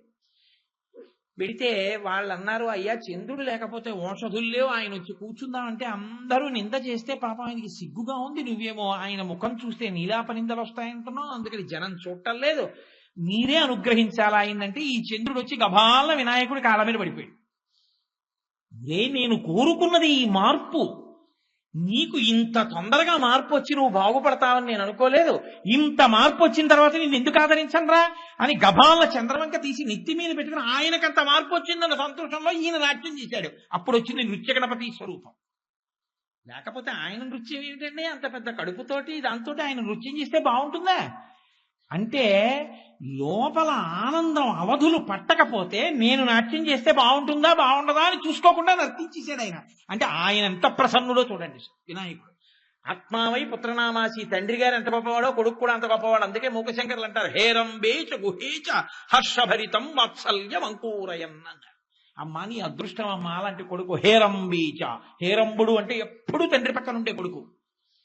కొడుకు ఉండడం ప్రధానం కాదు, తండ్రి పక్కన ఉండడం ప్రధానం. తండ్రి పక్కన కొడుకు లేడనుకోండి, పాపం ఆయనకి అంతే అదృష్టమే ఉంది. వినాయకుడు ఎప్పుడూ నాన్నగారి పక్కన ఉంటాడు. సుబ్రహ్మణ్యుడు మళ్ళీ అలా ఉండడండో, ఆయన అప్పుడప్పుడు అలిగి అక్కడికి ఇక్కడికి వెళ్ళిపోతున్నాడు. దండపాణి అని ఓసారి ఏదో పండుగ లేదని పాపం వచ్చి అక్కడికి వెళ్ళిపోయి స్వామి నలాయి అని అక్కడ కూర్చున్నాడు. అంటే శంకరుడు వెళ్ళాడు, నీకు ప్రణవానికి అర్థం చెప్తానన్నాడు. అయితే చెప్పు అన్నాడు. వినేవాడు కింద కూర్చోవాలి, చెప్పేవాడు పైన కూర్చోవాలి, కింద కూర్చో చెప్తానన్నాడు. అంటే కూర్చున్నాడు. ఆయన కూర్చుంటే చెప్పాడు, చాలా బాగా చెప్పామన్నాడు. తండ్రి కొడుకు చేతిలో ఓడిపోవడం అదో పట్టాభిషేకం. కాబట్టి అంత గొప్ప స్థితి. అసలు ఆ శివ కుటుంబం అటువంటిదండి, అద్భుతం. కాబట్టి పొంగిపోతారు మూకశంకరులు. కాబట్టి వినాయకుడు కూడా తండ్రిలాగే చంద్రరేఖని ధరించి నృత్యం చేశాడు. కాబట్టి చంద్రశేఖర ఈ నామం ఆయన సౌలభ్యాన్ని చెప్తుంది. పట్టుకుంటే నీకు గట్టిగా పట్టుకోవడం అలవాటైతే ఆయన నిన్ను విడిచిపెట్టాడు, నెత్తి మీద పెట్టుకుంటాడు తీసుకుని. అందుకే పూర్వం ప్రతి 10 పేర్లలో ఒక పేరు చంద్రశేఖరతో ఉండేది. చంద్రశేఖర శాస్త్రి, చంద్రశేఖర రెడ్డి, చంద్రశేఖరరావు. చంద్రశేఖర లేకుండా ఉండేది కాదు. ఇప్పుడంటే మనకు అబ్బో తుస్సు బుస్సు కస్సు నస్సు ఏవో పిచ్చి పేర్లు ఉన్నాయి. కాబట్టి చంద్రశేఖర అంత గొప్ప నామం. సరే, అది ఒకటి అలా ఉంచండి. ఏమి చంద్రశేఖర? కాబట్టి చంద్రశేఖర తాత్విక కోణంలో ఆలోచిస్తే అదొక అద్భుత నామం. నేను ఒక కోణాన్ని మీకు చెప్పాను, ఇంకొక కోణం చెప్పాను, నామాన్ని నేను ఇంకా విడిచిపెట్టేస్తాను. రోజు ప్రారంభం దేనితో? చంద్రుడి యొక్క గతిని బట్టి నిర్ణయం చేస్తారు. తిథి నిర్ణయం దాన్ని బట్టి కదండి. శుక్లపక్షం, కృష్ణపక్షంలో తిథులు. మీరు రోజు సంకల్పం చెప్పారనుకోండి, శ్రీ విరోధీ నామ సంవత్సరే దక్షిణాయనే శరదృతు కార్తీక మాసే శుక్లపక్షే అని ఆ రోజు ఏ తిథి ఉందో ఆ రోజు ఆ సూర్యోదయానికి ఉన్న తిథి చెప్తాం. పంచమీ తిథౌ భృగువాసరే శుభ నక్షత్రే శుభయోగే శుభకరణే ఏవంగుడు విశేష విశిష్టాయాం శుభనిధౌ శ్రీమాన్ శ్రీమతః ఆత్రేయ సగోత్రస్య కోటేశ్వర శర్మనామధేయస్య ధర్మపత్ని సమేతస్య మమోపాత్త దుర్చక్షయ ద్వారా అంటూ సంకల్పం చేస్తాం. అందుకని చంద్రుని యొక్క కళలని బట్టి శుక్లపక్ష కృష్ణపక్షములలో తిథులు వస్తాయి. తిథులను బట్టి కాలము వెళ్ళిపోతుంది మనకి. అందుకే సంవత్సరము వేయడం అనేటటువంటిది అంకెలలో వేయడంగా వెయ్యరు, 60 చెప్తూ ఉంటారు. సంవత్సరం మీరు చెప్పారనుకోండి, 1973లో పుట్టాడు, 1993, 2006, 2009 అలా ఎందుకు చెప్పరో తెలుసా అండి? మన వాళ్ళు చేతకాక కాదు. ఏమి సంవత్సరాలు 60 ఎందుకు చెప్పడం? 2000 ఏళ్ళు చెప్పకూడదా? 2000 పేర్లు చెప్తే మీరు ఎప్పుడు పుట్టారో తర్వాత ఏదో చెప్పుకోరేంటి? బోల్డన్ని సంవత్సరాలు చెప్పచ్చుగా. 2009, 2010, 2011, 2012 అలా అంకెలు పెట్టేసినట్టే పెట్టకూడదా? 60 ఎందుకు పెట్టాలి? ఋషులు ఏది చేసినా అందులో పరమార్థం ఉంటుంది. 60వ సంవత్సరానికి గండకాలం వస్తుంది. నక్షత్రం గండకాలంలోకి వెళ్ళిపోయి శరీరాన్ని గ్రసించేటటువంటి ప్రయత్నం ప్రారంభమవుతుంది. అందుకని 60 సంవత్సరాలు పెడతారు. మీరు పుట్టిన సంవత్సరాన్ని 60వ ఏట మళ్ళీ మీరు చూస్తారు. నేను విరోధిలో పుట్టాను అనుకోండి, మళ్ళీ విరోధి వచ్చింది అనుకోండి, అంటే నాకు 60 పూర్తయిపోయి అని గుర్తు. 60 పూర్తయిపోయింది అంటే షష్ఠి పూర్తి. 60 పూర్తయిపోయి 60 పూర్తయిపోయి అంటే ఆయుర్దాయాన్ని గ్రసించే సమయం వస్తుంది కలియుగంలో. శతమానం భవతి కదండి, 100 ఏళ్ళు. 60 దగ్గర గండం, పెద్ద గండం వస్తుంది శరీరాన్ని గ్రహించడానికి. దీన్ని తొలగించడానికి మార్గం ఏమి? అందుకని మళ్ళీ మంటపాలు వేస్తారు. నక్షత్రాలు వాటన్నిటితోటి మంటపం వేసి కడుపున పుట్టిన బిడ్డలు అడగాలప్పుడు. ఇక నేను బతకాలని ఆయన కోరుకోడు, ఎందుకంటే 60 అంటే అప్పటికి మనవాడు వచ్చేస్తాడు. ఎవరు అడగాలి? మా ఇంట్లో శుభలేఖ మా నాన్నగారి పేరు మీదే రావాలి. మా ఇంట్లో ఇంకా నీరాజనం సింహాసనానికి మా నాన్నగారే ఇవ్వాలి. మా నాన్నగారు మాకు ఇంకా అలా చక్కగా అన్ని చెప్తూ మా నాన్నగారు ఆయుర్దాయంతో ఆరోగ్యంతో ఉండాలి. అంతేకాని ఏదో మనవడు పుట్టేశాడు కదా అని చెప్పేసి మా నాన్నగారి శరీరం పడిపోవడానికి వీల్లేదు. మహానుభావుడు, ఆయన ఉన్నంత కాలమే మాకు ఈ ఐశ్వర్యం. కాబట్టి మా నాన్నగారు ఉండాలి అని కడుపున పుట్టిన బిడ్డలు కోరుకోవాలి. గురువు గారి దగ్గర గురువు గారి వాక్కుల చేత అనుగ్రహాన్ని పొందిన శిష్యులు కడుపున పుట్టిన బిడ్డలే కనుక శిష్యులు కోరుకోవాలి. షష్ఠి పూర్తి తండ్రి తాను చేసుకోడు. తన డబ్బుతో తాను చేసుకున్నది షష్ఠి పూర్తి కాదు. తన బిడ్డలు తన శిష్యులు చేస్తారు షష్ఠి పూర్తి. అలా చేస్తే కాదనడం గురువు గారికి మర్యాద కాదు. అలా అనకూడదు గురువు గారు.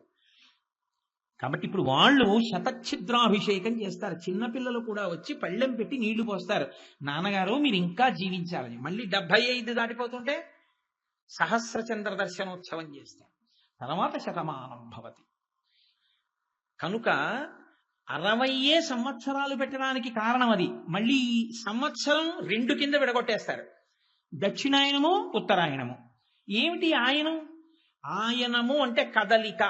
ఆయనము అంటే కదలిక. రామాయణము అంటే రాముని కదలిక. కోటేశ్వరాయనము అని ఉండదు. ఎందుకు ఉండదు? అందరూ ఎలా నడుస్తారో నేను అలాగే నడుస్తాను. ఎలా నడుస్తానో? నడవాలంటే ఒకటే, 2 కాళ్ళు ఉండాలి. 2 కాళ్ళు లేవనుకోండి, ఒక కాలే ఉంటే అది కుంటి నడక. ఒక కాలు మీదే ఆధారం మోపుకోగలరు, 2వ కాలు సహకరించలేదు. కాబట్టి కుంటి నడక అంటారు. 2 కాళ్ళు ఉంటే ఒక కాలు మీద బరువు పెట్టి 2వ కాలు ఎత్తి ముందుకేసి మళ్ళీ వెనక కాలు మించి బరువు తీసి పక్కకి తీస్తాడు. అది గమనము, కదలిక.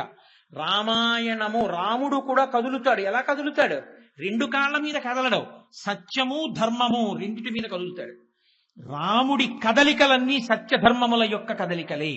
అందుకని రామాయణము, ఉత్తరాయణము, దక్షిణాయనము. దక్షిణాయనమంతా ఉపాసనా కాలం, ఉత్తరాయణమంతా సిద్ధికాలం. అందుకే దక్షిణాయనంలో విష్ణుమూర్తి పడుకుంటారంటే ఎవరెవరు మనసులో ఎంత భక్తితో ఉన్నారో ఆయన చూస్తారు. కాబట్టి దక్షిణాయనము, ఉత్తరాయణము 6 నెలలు ఇది, 6 నెలలు అది. ఈ దక్షిణాయనం ప్రారంభం ఎప్పుడు? ఆషాఢమాసం దగ్గర ప్రారంభం అవుతుంది. అక్కడి నుంచి కొన్నాళ్ళు చైత్రమాసం దగ్గరికి వచ్చేటప్పటికి ఉత్తరాయణం ప్రారంభం అవుతుంది. మళ్ళీ అదో గమ్మత్. అలా ఎందుకు విడగొట్టారు? చైత్రమాసంతో మొదలుపెట్టి దక్షిణాయనం ఎందుకు పెట్టలేదు అంటే మళ్ళీ పెద్ద పరిశీలన. ఇప్పుడు దాని జోలి కడితే అయ్య పనే. అందుకని అలా వినండి చాలు. దక్షిణాయనము, ఉత్తరాయణము. ఇప్పుడు ఈ 6 నెలల దక్షిణాయనం, 6 నెలల ఉత్తరాయణం మళ్ళీ దేని మీద ఆధారపడ్డాయి? నెల దేని మీద ఆధారపడింది? 2 పక్షాలు, కృష్ణపక్షం, శుక్లపక్షం. 2 పక్షాలు దేని మీద ఆధారపడ్డాయి? చంద్రుడి యొక్క కళలు తగ్గడం, కళలు పెరగడం. ఇప్పుడు కాలము కదలిక దేని మీదకి వచ్చి నిలబడింది? చంద్రుడి మీద నిలబడింది. ఇప్పుడు ఆ చంద్రుడు పరమశివుడికి ఆభరణం, సిగదండ. అంటే కాలములో జీవులన్నీ పడిపోతాయి.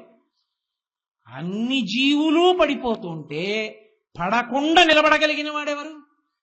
ఆయన ఒక్కడే. ఆయన పడడం, ఆయన మృత్యుంజయుడు. ఇవన్నీ పడిపోతుంటే లయమైపోతుంటాయి. మళ్ళీ కొత్త బొమ్మలు చేసి మళ్ళీ తీసుకొస్తుంటాడు. సృష్టి. వాటిని కొంతకాలం ఉంచుతాడు. స్థితి డేట్ ఆఫ్ బర్త్ కి డేట్ ఆఫ్ డెత్ కి మధ్యలో ఉన్నది స్థితిని మనం అనుకుంటాం. భాగవతం చమత్కారమైన మాట చెప్పింది. జీవితం అనగా ఏమి అన్నదానికి ఏం చెప్పిందో తెలుసా అండి? నీవు చేసిన సంకల్పములలో సిద్ధించినప్పుడు నువ్వు పొందిన సుఖము ప్లస్ నీవు సంకల్పములు చేసినప్పుడు తీరనప్పుడు నువ్వు ఏడ్చిన ఏడుపు ప్లస్ సంకల్ప వికల్పములు కలగడానికి అవకాశం లేకుండా నీ మనసు ఆత్మలోకి విడిపోయి పడుకున్న స్థితి ఈజ్ ఈక్వల్ టు జీవితము. అంతే. ఎంత చమత్కారం చూడండి. ఏమిటి జీవితం? రేపు మా అమ్మాయి వస్తే బాగుండు అనుకున్నాను అనుకోండి, మా అమ్మాయి వచ్చింది అనుకోండి సుఖం. మా అమ్మాయి వస్తే బాగుండు రాలేదనుకోండి దుఃఖం. కాబట్టి సుఖము ప్లస్ దుఃఖము. ఓ రోజులో అన్ని సుఖాలు ఉండవుగా, కొన్ని దుఃఖాలు ఉంటాయి. 11 అయిపోయింది, ఇంకా సంకల్పం లేదు వికల్పం లేదు, మనసు నిద్రపోయింది, ఆత్మలోకి పోయింది, ఏమీ తెలియదు, పడుకున్నాడు. ప్లస్ అది ఈజ్ ఈక్వల్ టు జీవితము. కాకుండా ఇంకేమైనా ఉంది ఏంటి? ఇంకేముంది? అదే జీవితం. అలా ఉండకు. వీటిని దాటు. వీటిని దాటడము వైరాగ్యం. సంకల్ప వికల్పాతీత స్థితి యందు నిలబడగలడం. ఇది కావాలని కోరిక లేదు, ఇది ఇలా ఉందేమని దాని మీద వ్యగ్రత లేదు. అలా ఉండగలిగితే వైరాగ్యం. అంటే మనస్సు మీద ఉంటుంది వైరాగ్యం, శరీరానికి సంబంధించింది కాదు. అది చెప్పడానికి ఆ కోణంలో వస్తారు మళ్ళీ. కాబట్టి ఇప్పుడు కాలాతీతుడు, కాలమునకు ఆయన లొంగడు, కాలమాయనకి ఆభరణము. ఆయన ఎంత కాలం అనుగ్రహిస్తాడో అంత కాలము ఆ చంద్రుడు పెరుగుతూ తరుగుతూ పెరుగుతూ తరుగుతూ ఉంటాడు. ఒకప్పుడు ఆయన అంటాడు ఇక అవసరం లేదంటే సమస్త జగత్తుని తనలోకి తీసేసుకుంటాడు. అప్పుడు ఇక లోకమనేటటువంటిది ఏమి ఉండదు. మహాప్రళయము అంటారు. మహాప్రళయమునందు సమస్తాన్ని ఈశ్వరుడు గ్రసిస్తాడు అని. గ్రసించుట అంటే ఏమిటో తెలుసు? కష్టపడి చంపేయడం అలాంటి పిచ్చి పనులు కావు. గ్రసించడం అంటే ఇది పెద్ద నవలడం ఏంటి అని చాలా తేలికగా పంటిని ఉపయోగించవలసిన అవసరం లేకుండా, అంటే మీకు బాగా నేను తేలిగ్గా చెప్పాలంటే వేసవి కాలంలో మంచి రోహిణీ కార్తిలో ఫ్రిడ్జ్ లో పెట్టినటువంటి సీడ్లెస్ ఎర్రగా ఉన్న కిస్మిస్ పళ్ళు శుభ్రంగా ముచికెళ్ళ నుంచి తీసేసి కడిగేసి పళ్ళెల్లో వేసి మీకు ఇస్తే ఇలా పండు తీసుకుని నోట్లో వేసుకుని పంటి అవసరం లేకుండా నాలికతో అంటే టుప్పని చిట్లి తీయటి రసం వస్తే మింగేసినట్లు పెద్ద ప్రమేయం లేకుండా హేళగా చెయ్యగలిగితే దాన్ని గ్రసించుట. మింగేశాడండి. ఈశ్వరుడు ఈ జగత్తులన్నింటినీ గ్రసించేస్తాడు. మహాగ్రాస మహాసన అని అందుకు లలితా సహస్రంలో మహాగ్రాస. ఆవిడ అలా గ్రసిస్తుంది, అలా తీసుకుంటుంది శివశక్తి. కాబట్టి తత్వ పరిశీలనం చేస్తే అన్ని ఒకటిలోకే వచ్చేస్తాయి. ఈ శక్తి ఆయనది, ఆయన మాత్రం అలాగే ఉంటాడు. ఇప్పుడు దానివల్ల మీకేమిటి ఉపయోగం? ఇక మళ్ళీ కాలంలో పుట్టవలసిన అవసరం లేకుండా, రెండోది నేను అనక్కర్లా, మళ్ళీ పుట్టుక లేదు అంటే ఇంకోటి ఏమిటి లేదు, మళ్ళీ చావు లేదు కదండి. పుడితే కదా చావు, పుడితే చావు తప్ప పుట్టని వాడికి చావు ఎక్కడుంది? కాబట్టి ఎన్ని చావులు మిగిలి ఉంటాయి? ఒక్కటే చావు మిగిలి ఉంటుంది. ఈ జన్మలో చావు ఒకటే చావు, ఇదే చిట్ట చివరి చావు. అందుకే పరమశివుడి దగ్గరికి వెళ్ళి ఒక గడుసుకవి అన్నాడు, ఈశ్వరా నేను ఇదే చిట్ట చివరి నమస్కారం నీకు అన్నాడు. ఎందుకని? గత జన్మలలో నమస్కరించలేదు కాబట్టి చిత్తశుద్ధితో ఇప్పుడు పుట్టాను. ఇప్పుడు చిత్తశుద్ధితో నమస్కరిస్తున్నాను కాబట్టి ఇక నేను పుట్టాను. కాబట్టి ఇదే నా చివరి నమస్కారం. అంటే ఒక నమస్కారమే పుట్టకుండా చేయించగలదు ఆయన దగ్గర, చిత్తశుద్ధితో నిలబడగలిగితే. అంతటి సులభుడు కాలాతీతుణ్ణి నిన్ను చెయ్యగలడు, ఇక మళ్ళీ పుట్టకుండా చెయ్యగలడు. పునరపి జననం పునరపి మరణం పునరపి జననీ జఠరే చయనం దిహ సంసారే బహుదుస్తారే కృపయాపారే పాహిమురారే. మళ్ళీ పుట్టడం మళ్ళీ చావడం, మళ్ళీ పుట్టడం మళ్ళీ చావడం, ఈ రెండు పెద్ద ప్రయాస. ఎంత కష్టమో! పుట్టడం ఎంత కష్టమో చావడం అంత కష్టం. చావడం ఎంత కష్టమో పుట్టడం అంత కష్టం. ఇప్పుడు నేను ఆ ప్రక్రియ అంతా చెప్పడం సాధ్యమయ్యే విషయం కాదు, కానీ అసలు పుట్టడం మీరు చదివితే వణికిపోతారు. అయ్య బాబోయ్, చావడమే తేలికేమోరా అనిపిస్తుంది. అంత కష్టం పుట్టుక. పుట్టుకలో అంత కష్టం, మరణంలో అంత కష్టం. కానీ చిత్రం ఏమిటంటే నాకెందుకు వస్తుందండి అని గడిపేస్తాడు. అసలు మీకు వేదాంతంలో చాలా విచిత్రం ఏమిటో తెలుసా అండి? The moment you accept the death, sooner you become a పుణ్యపురుష. మీరు మరణము ఉంది అని అంగీకరించిన ఉత్తర క్షణంలో మీ పాప జీవనము ఆగిపోతుంది. ఎందుకో తెలుసా అండి? ఒకరికి జవాబుదారి ఇది వెళ్ళిపోతుందండి అని అంగీకరించగలిగాడు అనుకోండి, ఎస్ వెళ్తుందండి, ఇది మా తాతగారు వెళ్ళారు, మా నాన్నగారు వెళ్ళారు, ఇది కూడా వెళ్ళిపోతుంది, ఉండదు. ఇది ఏదో కొంతకాలం ఉంటుంది, ఎప్పుడూ మాత్రం ఉండిపోవడం సాధ్యం కాదు. ఇది వెళ్ళిపోతుందండి ఎప్పుడో ఒకప్పుడు. ఎప్పుడో ఒకప్పుడు వెళ్ళిపోతే ఇది పడిపోతుంది. మరి ఇందులో ఉన్న జీవుడు ఎవరి దగ్గరకో వెళ్ళి నించుంటాడు. నీకు అది ఇచ్చానుగా శరీరం, ఏం చేశావు దాంతో? ఏం చేశానని చెప్పాలి? వాక్ ఇచ్చానే, మాట ఇచ్చాను, భగవన్నామని చెప్పగలవు. ఎన్ని మాటలు చదివావు విష్ణు సహస్రం, ఎన్ని మాటలు చదివావు శివ సహస్రం, ఎన్ని మాటలు చదివావు శివాష్టోత్తరం, ఎన్ని మాటలు వెళ్ళావు గుళ్ళోకి, ఎన్ని మాటలు తలుచుకున్నావు నన్ను, ఎన్ని మాటలు ఇలా చూపించి నేనన్నావు, ఎన్ని మాటలు నేను చెప్పిన మాట దాటి ప్రవర్తించావు. ఈ పాటి దానికి నీకు మళ్ళీ ఇదెందుకు, ఇంకోటి ఇస్తున్నాను వెళ్ళు అంటే అప్పుడేమైపోవాలి అన్న భయం ఉందనుకోండి, అమ్మో బాబాయ్ వాడికి లెక్క చెప్పాలి, ఎందుకు వచ్చిందండి బాబు, ఇక్కడ అక్కర్లేనివన్నీ తీసుకొస్తే వెనక పంచుకునే వాళ్ళు వేరే ఉంటారు, తర్వాత నేను పడాలి ఈ యాతనంతాను, నాకు వద్దండి అంటాడు కదండి. ఈ మనుజేశ్వరాధములకిచ్చి పురమ్ములు వాహనమ్ములు సొమ్ములు కొన్ని పుచ్చుకొని సొక్కి శరీరము వాసి కాలుచే సమ్మెటమాటలంబడక సమ్మతి శ్రీహరికిచ్చే చెప్పే ఈ బమ్మెర పోతరాదొకడు భాగవతంబు జగద్దితంబుగా.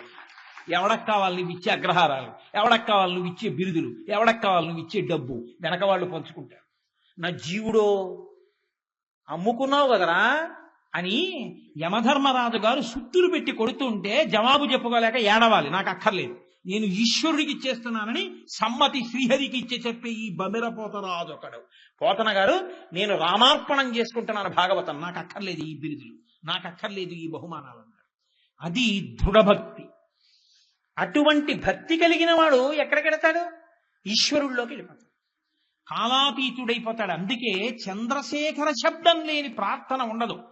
ఏనం పాణౌ శిరసి తరుణోల్లాసమేణాంకండం పార్శ్వే వామే వపుషు తరుణీ దృక్షుకారుణ్యలీలాం భూతిం పాలే స్మితమపి ముఖే గంగామంభక్కపర్దే బిభ్రత్ప్రేమ్నా భువనమఖిలం శ్రీగిరీశ సపాయాత్ సోమోత్తం చతురపరిషదామేష జీవాతురీశ పాశచ్ఛేత్తాపతయుగజుషాం పుల్లమల్లీనికాశ జేయో దేవ ప్రకటితవధూరూపవామాత్మభాగ శ్రీశైలాగ్రే కలతి వసతాం విశ్వరక్షాధురీణ అంటారు. విశ్వరక్షాధురీణ, ఆయన విశ్వరక్షాధురీణుడు, కాలాతీతుడు, కాలము ఆయనకు సిగదండగా అలంకరించుకున్నవాడు, కాలమును కొలవడానికి ఏది ఉంటుందో దాన్ని పెట్టుకున్నవాడు. అందుకే శంకర భగవత్పాదులు ఒక అమృత భాండం లాంటి శ్లోకం ఒకటి ఇచ్చారు ఈ జాతికి. ఆయుర్నశ్యతి పశ్యతాం ప్రతిదినం యాతి క్షయం యవ్వనం ప్రత్యాయాంతి గతాః పునర్న దివసాః కాలో జగద్భక్షకః లక్ష్మీస్తో యతరంగ భంగ చపలా విద్యుచ్చలం జీవితం తస్మాన్ మాం శరణాగతిం కరుణయా త్వం రక్ష రక్షాధునా. భావం తెలిసి భక్తితో ఒక్క మారు ఈశ్వరుడి మ్రోల చదువుకున్నా చాలు, ఆయన పైకెత్తి పట్టుకుని తొడ మీద కూర్చోబెట్టుకుంటాడు. ఈశ్వరా ఆయుర్నశ్యతి పశ్యతాం ప్రతిదినం యాతి క్షయం యవ్వనం. ఏమిటో అది అంటున్నాను ఇది అంటున్నాను. సూర్యోదయం అయింది సూర్యాస్తమయం అయిందంటే రోజులో సగం అయిపోయింది, చంద్రోదయం అయి చంద్రాస్తమయం అయిందంటే ఇంకో రోజు వెళ్ళిపోయింది. యవ్వనం అయిపోతోంది, వార్ధక్యం అయిపోతోంది. అది సంపాదించాను ఇది సంపాదించాను, ఇవాళ బోనస్ పేమెంట్ అవుతోంది, రేపు పొద్దున జీతాలు వస్తాయి, ఎల్లుండి డిఏరియర్స్ వస్తాయి, ఆ రోజున వేజిరియర్స్ వస్తాయని లక్ష్మీస్తో యతరంగ భంగ చపలా విద్యుచ్చలం జీవితం. మెరుపు ఎంతసేపు ఉంటుందో అంతసేపు ఉండి ఇది వెళ్ళిపోతుంది, జీవితం అయిపోతుంది. నళినీజలగత జలమతి తరళం తత్వజ్జీవితమతిశయ చపలం విద్ధిర్వ్యాధ్యభిమానగ్రస్తం లోకం శోకచ హంత సమస్తం. ఎప్పుడూ దేనికో ఏడుస్తూనే జీవితం గడిపేశాడు, అయిపోయింది. ఈశ్వర ఆయుర్దాయం వెళ్ళిపోతోంది, నేనా తెలుసుకోలేకపోతున్నాను. ఇంకా వచ్చే రోజులు ఏదో మురిసిపోతున్నాను అంతే. డైరీలో ఇది చెప్దాం అది చెప్దాం, ఈ పూజ చేద్దాం ఆ పూజ చేద్దాం, డైరీలో ఒక్కనాడు రాసింది లేదు. ఎప్పుడు డైరీలో పెళ్ళం పుట్టినరోజు, నా పుట్టినరోజు, మా అబ్బాయి పుట్టినరోజు, మా అమ్మాయి పుట్టినరోజు, మా నాన్నగారి తద్దినం, మా అమ్మగారి తద్దినం, లేకపోతే ఏ రోజున హనీమూన్ ఎడదాం, లేకపోతే ఊటీ ఎక్కడికి ఎడదాం, ఇంకో చోటుకి ఎడదాం తప్పించి ఈ రోజు నుంచి ఈ రోజు వరకు 3 రోజులు మౌన దీక్ష, ఈ రోజు నుంచి ఈ రోజు వరకు మౌనంగా 5 రోజుల పాటు పంచాక్షరి జపము, ఈ రోజు నాడు గోసేవ, ఈనాడు 10 మందికి నా దగ్గర ఉన్నటువంటి శాలువాలన్నీ బహూకరణ, ఇలా నేను మార్చేసిందేది నా డైరీలో. ఫలానా రోజు నుంచి ఫలానా రోజు వరకు దీక్షతో ఉపన్యాసములో, ఏది అసలు రాసిందేది చేసిందేది అయిపోతోంది. ఈశ్వర నాకు బుద్ధి కలగట్లేదు. మాకురు ధన జన యవ్వన గర్వం హరతి నిమేషత్కాల సర్వం మాయామయమిదమగిలం హిత్వ బ్రహ్మపదంతం ప్రవిశ విదిత్వ. నేనింత అందగాడిని అంటాడు, నేనింత అధికారిని అంటాడు, నేను పరిపాలకుడిని అంటాడు. ఉత్తర క్షణంలో దిక్కులేని పీలుగా. ఎవరికి తెలుసు ఎవడు ఎక్కడ ఎప్పుడు పడిపోతాడో, ఎవడు ఎక్కడ ఎలా ఎవరి శరీరం పడిపోతోందో? ఇది తెలియకపోతే, తెలుసుకోకపోతే, ఈశ్వరానుగ్రహంగా జీవితాన్ని మలుచుకోకపోతే మాకురు ధన జన యవ్వన గర్వం, ధనము జనము యవ్వనము అన్న గర్వాన్ని కాలము గ్రసించేస్తుంది. హరతి నిమేషత్కాల సర్వం. ఫోటోకి ఎడం చేతి పక్కన కాకుండా కుడి చేతి పక్కన తేదీ వేసేశారో అయిపోయింది. ఇంకా తర్వాత ఎవడో గైడ్ని పెట్టాలని నువ్వు కోరుకోవాలంతే. వాడు వెళ్ళాడో పెట్టాడో, వాడు 11 రూపాయలు గోదానం అంటే వాడు గోవుని తెచ్చి చేస్తాడా? వాడు గోవుని తెచ్చి కూడా చేయడు వాడు. అందుకే శంకరుడు ఉదారుడు. ఆయన ఏం చేశాడో తెలుసా అండి? మహానుభావులండి. పరమేశ్వర తత్వాన్ని మీరు ఆలోచన చేయండి. నామరూపాలతో ఏముంది, నా బుర్ర అది పట్టు కూర్చుంటే వచ్చేది ఏమి ఉండదు. శంకరుడు కైలాస పర్వతం మీద తపోనిష్టలో కూర్చుని ఉన్నాడు. ఆవులన్నీ చుట్టూ చేరే. నేను మహాభారతం అనుశాసనిక పర్వంలోంచి చెప్తున్నాను ఇప్పుడు చెప్పేది. ఏదో ఈయన కట్టుకథలు చెప్తున్నాడని మీరు అనుకోకండి. ఆధారం నేనేం చెప్పను. ఆయన తపోనిష్టలో ఉన్నాడు, కూర్చుని ఉన్నాడు. ఆవులన్నీ ఆయన చుట్టూ చేరితే ఒక ఆవు పాలు దూడ తాగుతోంది. దూడ ఆవు పాలు తాగడంలో ఒక చమత్కారం ఉంటుంది. మీరు పాలు పిండితే అది రాదు, ఆ దూడ తాగితేనే వస్తుంది. దూడ ఇలా ఇలా ఇలా తాగుతూ పొదుగుని గుద్దుతుంటుంది. ఆ తాగేటప్పుడు దాని మూతి 2 పక్కల కూడా ముట్టి 2 పక్కల బోల్డంత నొరగొస్తుంది. అలా నొరగొచ్చింది. కైలాస పర్వతం మీద గాలికి ఎగిరి ఆ నొరగ తుంపర్లు శంకరుడి యొక్క జటాజూటం మీద పడ్డాయి. పడితే శంకరుడు కళ్ళు తెరిచి చూశాడు. ఆయనకి తెలియక కాదు, ఆయనకి కోపం వచ్చి కాదు. ఆయన వెంటనే ఇలా చూసి, ఓ ధేనువులారా, మీరు మీ నోటి ఎంగిలిని నా మీద పడేశారు తీసుకొచ్చి అని కించిత్ ఎర్రగా చూశాడు. అవి చచ్చిపోలేదు, అది విచిత్రం. ఆయన నిజంగా 3వ కన్ను తెరిస్తే మన్మధుడు కాలిపోయాడు. ఆయన చంపాలని కాదు, ఆయన 3వ కంటిలోని ఎర్రటి కాంతి వెళ్లి గోవులు కొన్నిటి మీద పడి, పక్కలనున్న గోవులు పారిపోయి, ఎదురుగుండా ఉన్న గోవులు ఎర్రగా అయిపోయి, కొన్నిటి మీద పడనట్టు పడి ఎర్ర మచ్చపడ్డాయి, పారిపోయాయి. ఏదీ చచ్చిపోలేదు. బ్రహ్మగారు పరిగెత్తుకొచ్చాడు. అయ్య బాబోయ్, గోవుని రక్షించాలి కదూ, శంకరా మీరేమిటి గోవు మీద 3వ కన్ను తెరిచారన్నాడు. నేనేం తెలియక తెరవలేదు.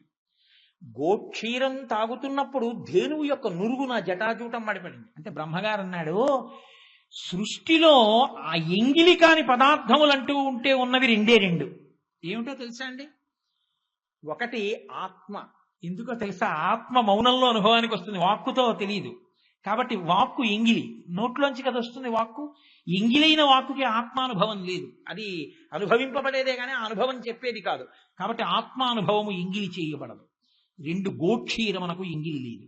దూడ తాగినటువంటి తాగి విడిచిపెట్టిన పాలని దూడ యొక్క ఉమ్ముతో ఉన్న పితుకులని పితికినప్పుడు ఆ ఉమ్ముతో కలిసి పాలు పడ్డా గోక్షీరం ఎంగిలి కాదు. కాబట్టి శంకరా మీకు తెలియంది కాదు. ఈశాన సర్వ విద్యానాం ఈశ్వర సర్వభూతానాం బ్రహ్మాధిపతి బ్రహ్మణోధిపతి బ్రహ్మ శివో మే అస్తు సదాశివోం. అటువంటి మీరు గోవుల్ని ఎందుకు ఎర్రగా చేశారన్నారు. ఆయన అన్నారు, గోవు సహజంగా చాలా గొప్పది. అంత గొప్పదైనటువంటి గోవుకి నేను ఇవాళ శివ తేజస్సు కూడా కలిపాను కొత్తగా. అందుకే ధేనువులలో ఏ వేటి మీద నా దృష్టి పడిందో ఆ ఆవులన్నీ కూడా ఎర్రటి రంగులో పుడుతుంటాయి. వాటి జాతి అంతా అవి గోవులలో కపిల గోవులు. ఎర్రటి ఆవుని దానమిచ్చినటువంటి వాడు ఊర్ధ్వలోకాల్లో శాశ్వత నివాసాన్ని పొందుతాడు. కపిల గోవు పాలతో క్షీరాన్ని తీసుకెళ్లి శివలింగానికి అభిషేకం చేసినవాడు అంత గొప్ప స్థితిని పొందుతాడు. కానీ మీరు ఒకటి గుర్తు పెట్టుకోవాలి, గోదానం చేసే రోజున గోదానం చేసే వరకు ఏమీ తినకూడదు, ఉపవాసంతో చేయాలి. కాబట్టి అంత గొప్పదిగా పరమశివుడు గోవు యొక్క మహాత్యాన్ని వర్ణిస్తాడు. అంత గొప్ప గోవులు కనుక గోష్టంలోకి వెళ్ళి లక్ష్మీదేవి అడిగింది, ఓ గోవులారా, పరమశివుడంతటి వాడు వాటి మూపురం శివలింగంగా ఉంటుంది, మూపురంలో శివుడు ఉంటాడు, శివుడంతటి వాడు మీలో ఉన్నాడు, మిమ్మల్ని కపిల గోవులుగా మార్చాడు, కాబట్టి నేను మీలో ఏదన్నా నాకు అవకాశం ఇవ్వండి, మీ దగ్గర ఉంటానంది. అవన్నా ఎవరికైనా ఇస్తాం, లక్ష్మి నిన్ను మాత్రం మా దగ్గరికి రానివ్వమంది. ఏమి నేనేం తప్పు చేశానంది ఆవిడ. నువ్వు చెంచెల ఉండవు, ఇలా ఉంటావు, అలా వెళ్ళిపోతావు, బాధపడుతుంటారు వెళ్ళిపోతే, అందుకని నువ్వు వద్దు, మా దగ్గర నువ్వు వెళ్ళిపో అన్నారు. అంటే ఆవిడంది, మీకు తెలియనిది కాదు, నేను ఉండడము అనుగ్రహించడానికే, వెళ్ళిపోవడము అనుగ్రహించడానికి. రాక్షసుల దగ్గర ఉండకుండా వెళ్ళిపోతాను కాబట్టి రాక్షసులు దుర్వాడబడుతున్నారు, లేకపోతే వాళ్ళు పాడు చేసేరు లోకాన్ని, వాళ్ళకి లక్ష్మీ కటాక్షం ఉంటే. దేవతలు భగవద్భక్తులు కనుక వాళ్ళ దగ్గర ఉంటూ ఉంటాను, నా కదలికల వలన లోకాన్ని కాపాడుతూ ఉంటాను తప్ప ఉత్తినే ఏదో నాకు ఉండడం ఇష్టం లేక వెళ్ళిపోయే స్వభావం ఉన్నదాన్ని కాను. లోకరక్షణ కొరకు వెళ్ళిపోతాను, భక్తితో ఉంటే ఉంటాను, భక్తితో ఉండకపోతే వెళ్ళిపోతూ ఉంటాను. అవన్నాయి లోకానికి నీ వైభవాన్ని తెలియచేయడం కోసం నీతో చెప్పించాం, కానీ నీ గొప్పతనం తెలియని వాళ్ళం కాం, మా పేడలో ఉండండి. ఆవిడంది, గోమయం చాలా గొప్పది, నేను ఇక నుంచి మీ పేడలో నివాస స్థానాన్ని పొందుతానంది. అందుకే గోవు వెనక తట్టుతో పాటు గోమయం లక్ష్మీ స్థానం. ఇంటిని గోమయంతో అలుకుతారు, అలికి ముగ్గు పెడితే లక్ష్మీదేవి వచ్చి కూర్చుంటుంది. అందుకే దేవీ నవరాత్రులు చేసినా కూడా శాస్త్రం ఏం చెప్పిందో తెలుసా అండి, అమ్మవారిని నిలబెట్టే మంటపం వేసే ముందు గోమయంతో అలికి ముగ్గు పెట్టి మంటపం వేయాలి. ఇప్పటికీ మీరు గోకర్ణ క్షేత్రానికి వెడితే, ఒకసారి మా గోపాలకృష్ణ గారి నాయకత్వంలో మేము అందరం వెళ్ళాం. అక్కడ భోజనాలు పెట్టి మళ్ళీ భోజనాలు పెట్టాలి అంటే మనలా ఏదో తడిగుడ్డట్టుకు వచ్చి తుడిచేసి పెట్టరు, గోమయం తీసుకొచ్చి గోమయంతో అలికేసి మళ్ళీ అన్నం పెడతారు. గోమయంతో అలిగితే శుద్ధి అయిపోతుంది. గోమయం అంత గొప్పది. అసలు మీరు గోవు గోమయం గురించి వింటే ఆశ్చర్యపోతారు. సరే, నేను ఇంతకీ గోవు గురించి మీతో ఎందుకు ప్రస్తావన చేయవలసిన అవసరం ఏర్పడింది అంటే, శివుడంటే అంత ఉదారుడు, లోకమునందు పవిత్రమైన వాటిని మరింత పవిత్రం చేస్తుంటాడు, మరింత కాపాడుతుంటాడు, మరింత రక్షిస్తుంటాడు. అంత మంగళప్రదుడు, జగత్తుకి తండ్రి, మహానుభావుడు. అటువంటి వాడు చంద్రశేఖరుడై, కాలాతీతుడై, మన్ని కూడా కాలంలో గ్రసింపబడకుండా ఆయన పాదములు పట్టుకుంటే పైకెత్తి నెత్తి మీద పెట్టుకోవడానికి ఆయన సిద్ధంగా ఉన్నాడు, అనుగ్రహించడానికి సిద్ధంగా ఉన్నాడు. అరే రే, ఆయన పాదములు పట్టక పాడైపోయాను, ఇప్పుడు నేను ఆయన పాదములు పట్టి రక్షింపబడాలి. కార్తీక మాసంలో సన్నజాజులు బాగా వస్తాయి, సన్నజాజి పూలతో పూజ చేస్తారు శివలింగానికి కార్తీక మాసంలో. విశేషించి ఈ వచ్చే సోమవారం, కార్తీక సోమవారం, గోవులకు సంబంధించినటువంటి అష్టమి. పరమశివుడు, లక్ష్మీదేవి, శ్రీమన్నారాయణుడు అందరూ ఆ రోజున దేనితో ప్రీతి చెందుతారో తెలుసా అండి? మీరు గుళ్ళల్లోకి గోపురానికి వెడితే కాదు, ఆ రోజున గోపూజ చెయ్యాలి. ఆ రోజున వాటికి అరటిపండో, బియ్యమో, బెల్లం మొక్కో ఏదో ఒకటి పెట్టాలి. గోవుని దర్శించకుండా, గోవుకి ప్రదక్షిణం చెయ్యకుండా ఎవ్వరూ ఉండకూడదు. నేను ఇప్పుడే వస్తూ మాట్లాడాను, ఆ రోజు గోపూజలు ఎక్కడ పెట్టాలి అన్న విషయం.